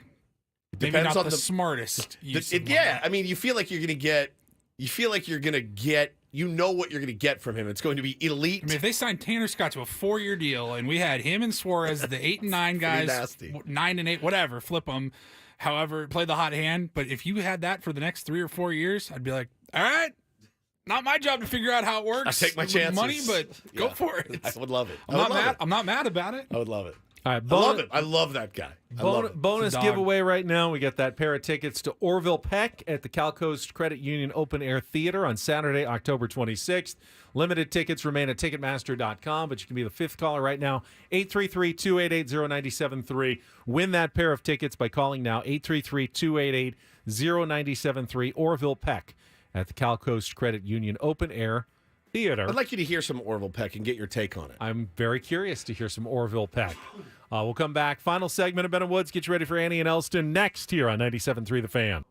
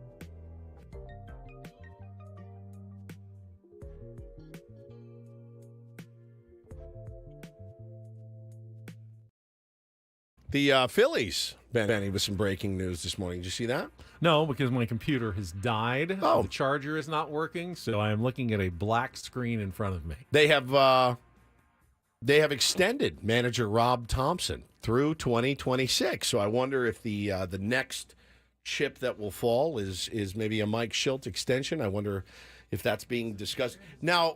So I remember after last year, they do the end of the season Zoom. Have you heard anything about that? Remember how I have not. Remember how gnarly it was because we logged into the end of the season Zoom, and there was AJ Preller, and there was no Bob Melvin. And the first question, AJ did his speech, and hey, listen, this went bad, this went good, whatever. And then it was AJ, where's Bob? I think it was Bernie Wills. Where's Bob Melvin, the manager? He's not available today. He's moving in Arizona. I'll never forget where I was. I was sitting in front of my computer, and my chin hit my chest, and I went, that's not good. I'm texting you guys furiously going, there's something amiss. There's something awry here. No, and Ben, ever the optimist. Well, no, people do have to move. I mean, it is kind of a pain in the balls to have to move. And I mean, could be dealing with the movers right now. It just timed out that way. And I'm like, there's something's wrong here. Something's terribly, terribly wrong here. I don't expect that to be the case this year.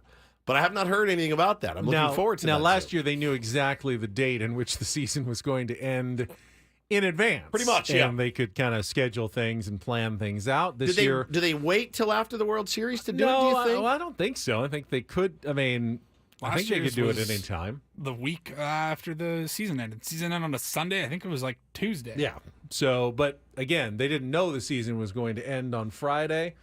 And maybe they're just trying to figure out what, is best in terms of an exit end of season news conference strategy. I don't have as many urgent questions this year as I did last year. Coming off the year that they had and the disappointment of 2023, there were like legitimate, what's the future direction of this team looking like, questions to ask. This year, it's kind of more the standard.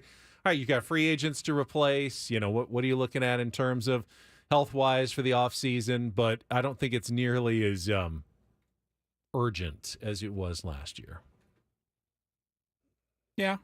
No massive stories in the Athletic or the Union Tribune about the rift between the manager and president of baseball operations. The knowing that you were going to end up trading a generational type talent like Juan Soto, like we knew when the season was over, that was the last we'd seen of Juan Soto. The only question was when, to whom, and for how much, right? And so all of those things. I will say, man, it is definitely a more refreshing vibe going into this year's Zoom than last. It's refreshing.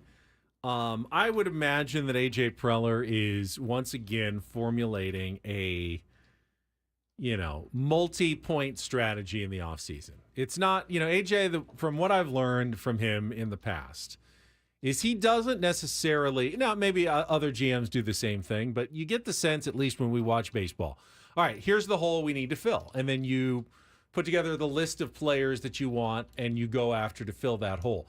With A.J., his strategies are always very multifaceted. Like, they fork off, okay, well, if we take this path, then there's these branches that we can go off of. But there's like 4 or 5 different focuses. Now, maybe we go all in on pitching, or maybe we don't go. Maybe we go in on catching and, make a giant blockbuster. You just mentioned that, Wilson Contreras is a name that could be on the trade market. They've talked about unloading a lot of pieces in St. Louis. They're looking to do sort of a reset there. They're going to get rid of Goldschmidt. He's as good as gone. Wilson Contreras, they're going to try to find takers for some of these guys and move on and reset and start getting back to the Cardinal way, as they like to do. The one thing that you can be sure of with A.J. Preller, there will be some significant move that we don't have any idea at this moment. Have we ever actually called one right? Not really. No.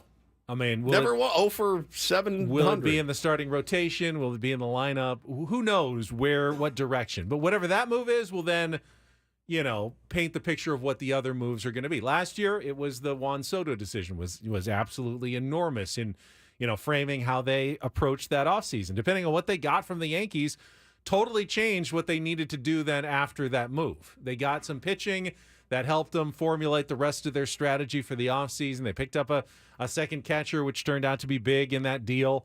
But, if that move, even if they make it and it has different parts, you have a totally different plan in your offseason. So it's very hard to speculate on what the Padres offseason is going to look like until you know what AJ's first big domino is going to be. Think about all the transactions made last year. And as Jesse said earlier in the show, if you missed it, we had him on at 8:35, the great Jesse Agler. Half of the roster was different than it was in spring training. When we went out to spring training to, hang out, do our interviews and stuff like we always do, now, this is a totally different look on the postseason roster. We didn't have Donovan Solano. We didn't have Peralta. We didn't have half these guys. Literally half those guys weren't there. We never met them. So it's funny because in even-numbered years, the last few years, the roster at the end of the season has been very different in a good way in terms of adding Juan Soto in 2022, the moves that they made in 2020 to bolster the pitching staff. They didn't work out that well, but, adding Clevenger and Nola and everything they did in 2020. This year, reshaping the bullpen, adding Luis Arraez during the season. In the odd-number years, the roster at the end of the year was dismal, almost compared to the start of the year. With injuries, you had, pitchers like Jake Arrieta and Vince Velasquez, trying to squeeze them out at the end of the year. I mean, yeah, whatever is the case, the roster at the end of AJ's years always looks very different than the roster at the beginning. Yeah, and it will be massively interesting to see what Roki Sasaki does.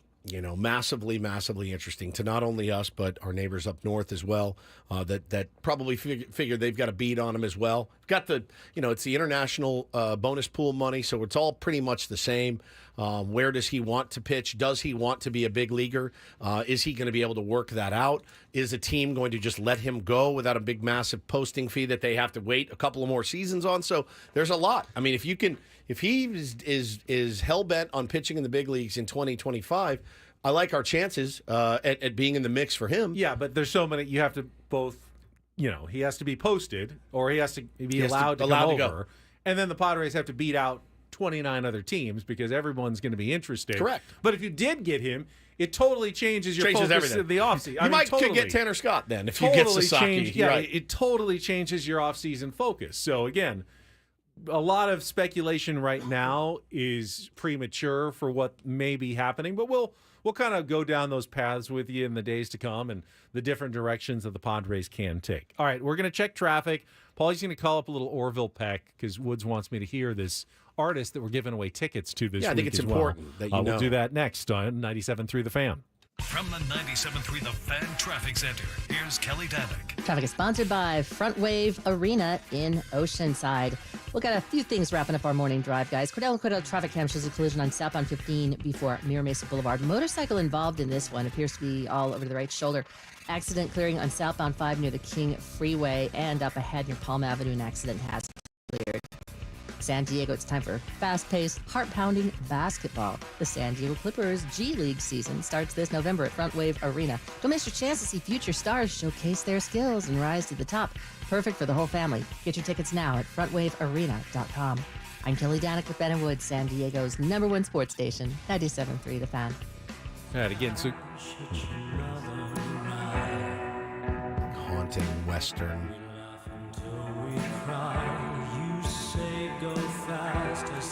This sounds like he is in a Quentin Tarantino soundtrack. Yeah, there's definite vibes there. Or something like a Westworld, kind of futuristic, but Western at the same time. South African country musician. Really? With the Mandalorian, kind of the combination of both Western and modern together. It's really interesting. Good. Yeah, very, very interesting. I assume we have tickets all week long that we're going to be giving away on that one, Paulie. Where's he playing, Paulie? Calco's Credit Union in October 26th. He's playing Calco's Credit Union. Yeah, that's the one at San Diego State, right? Okay. Yes, Calco's Credit Union. What's the one? It's SDCCU is the that's the one down in Chula Vista. Okay. This is the one at San Diego State. They used to call the Oat. Yeah, that's outside. It's open air theater. Great venue.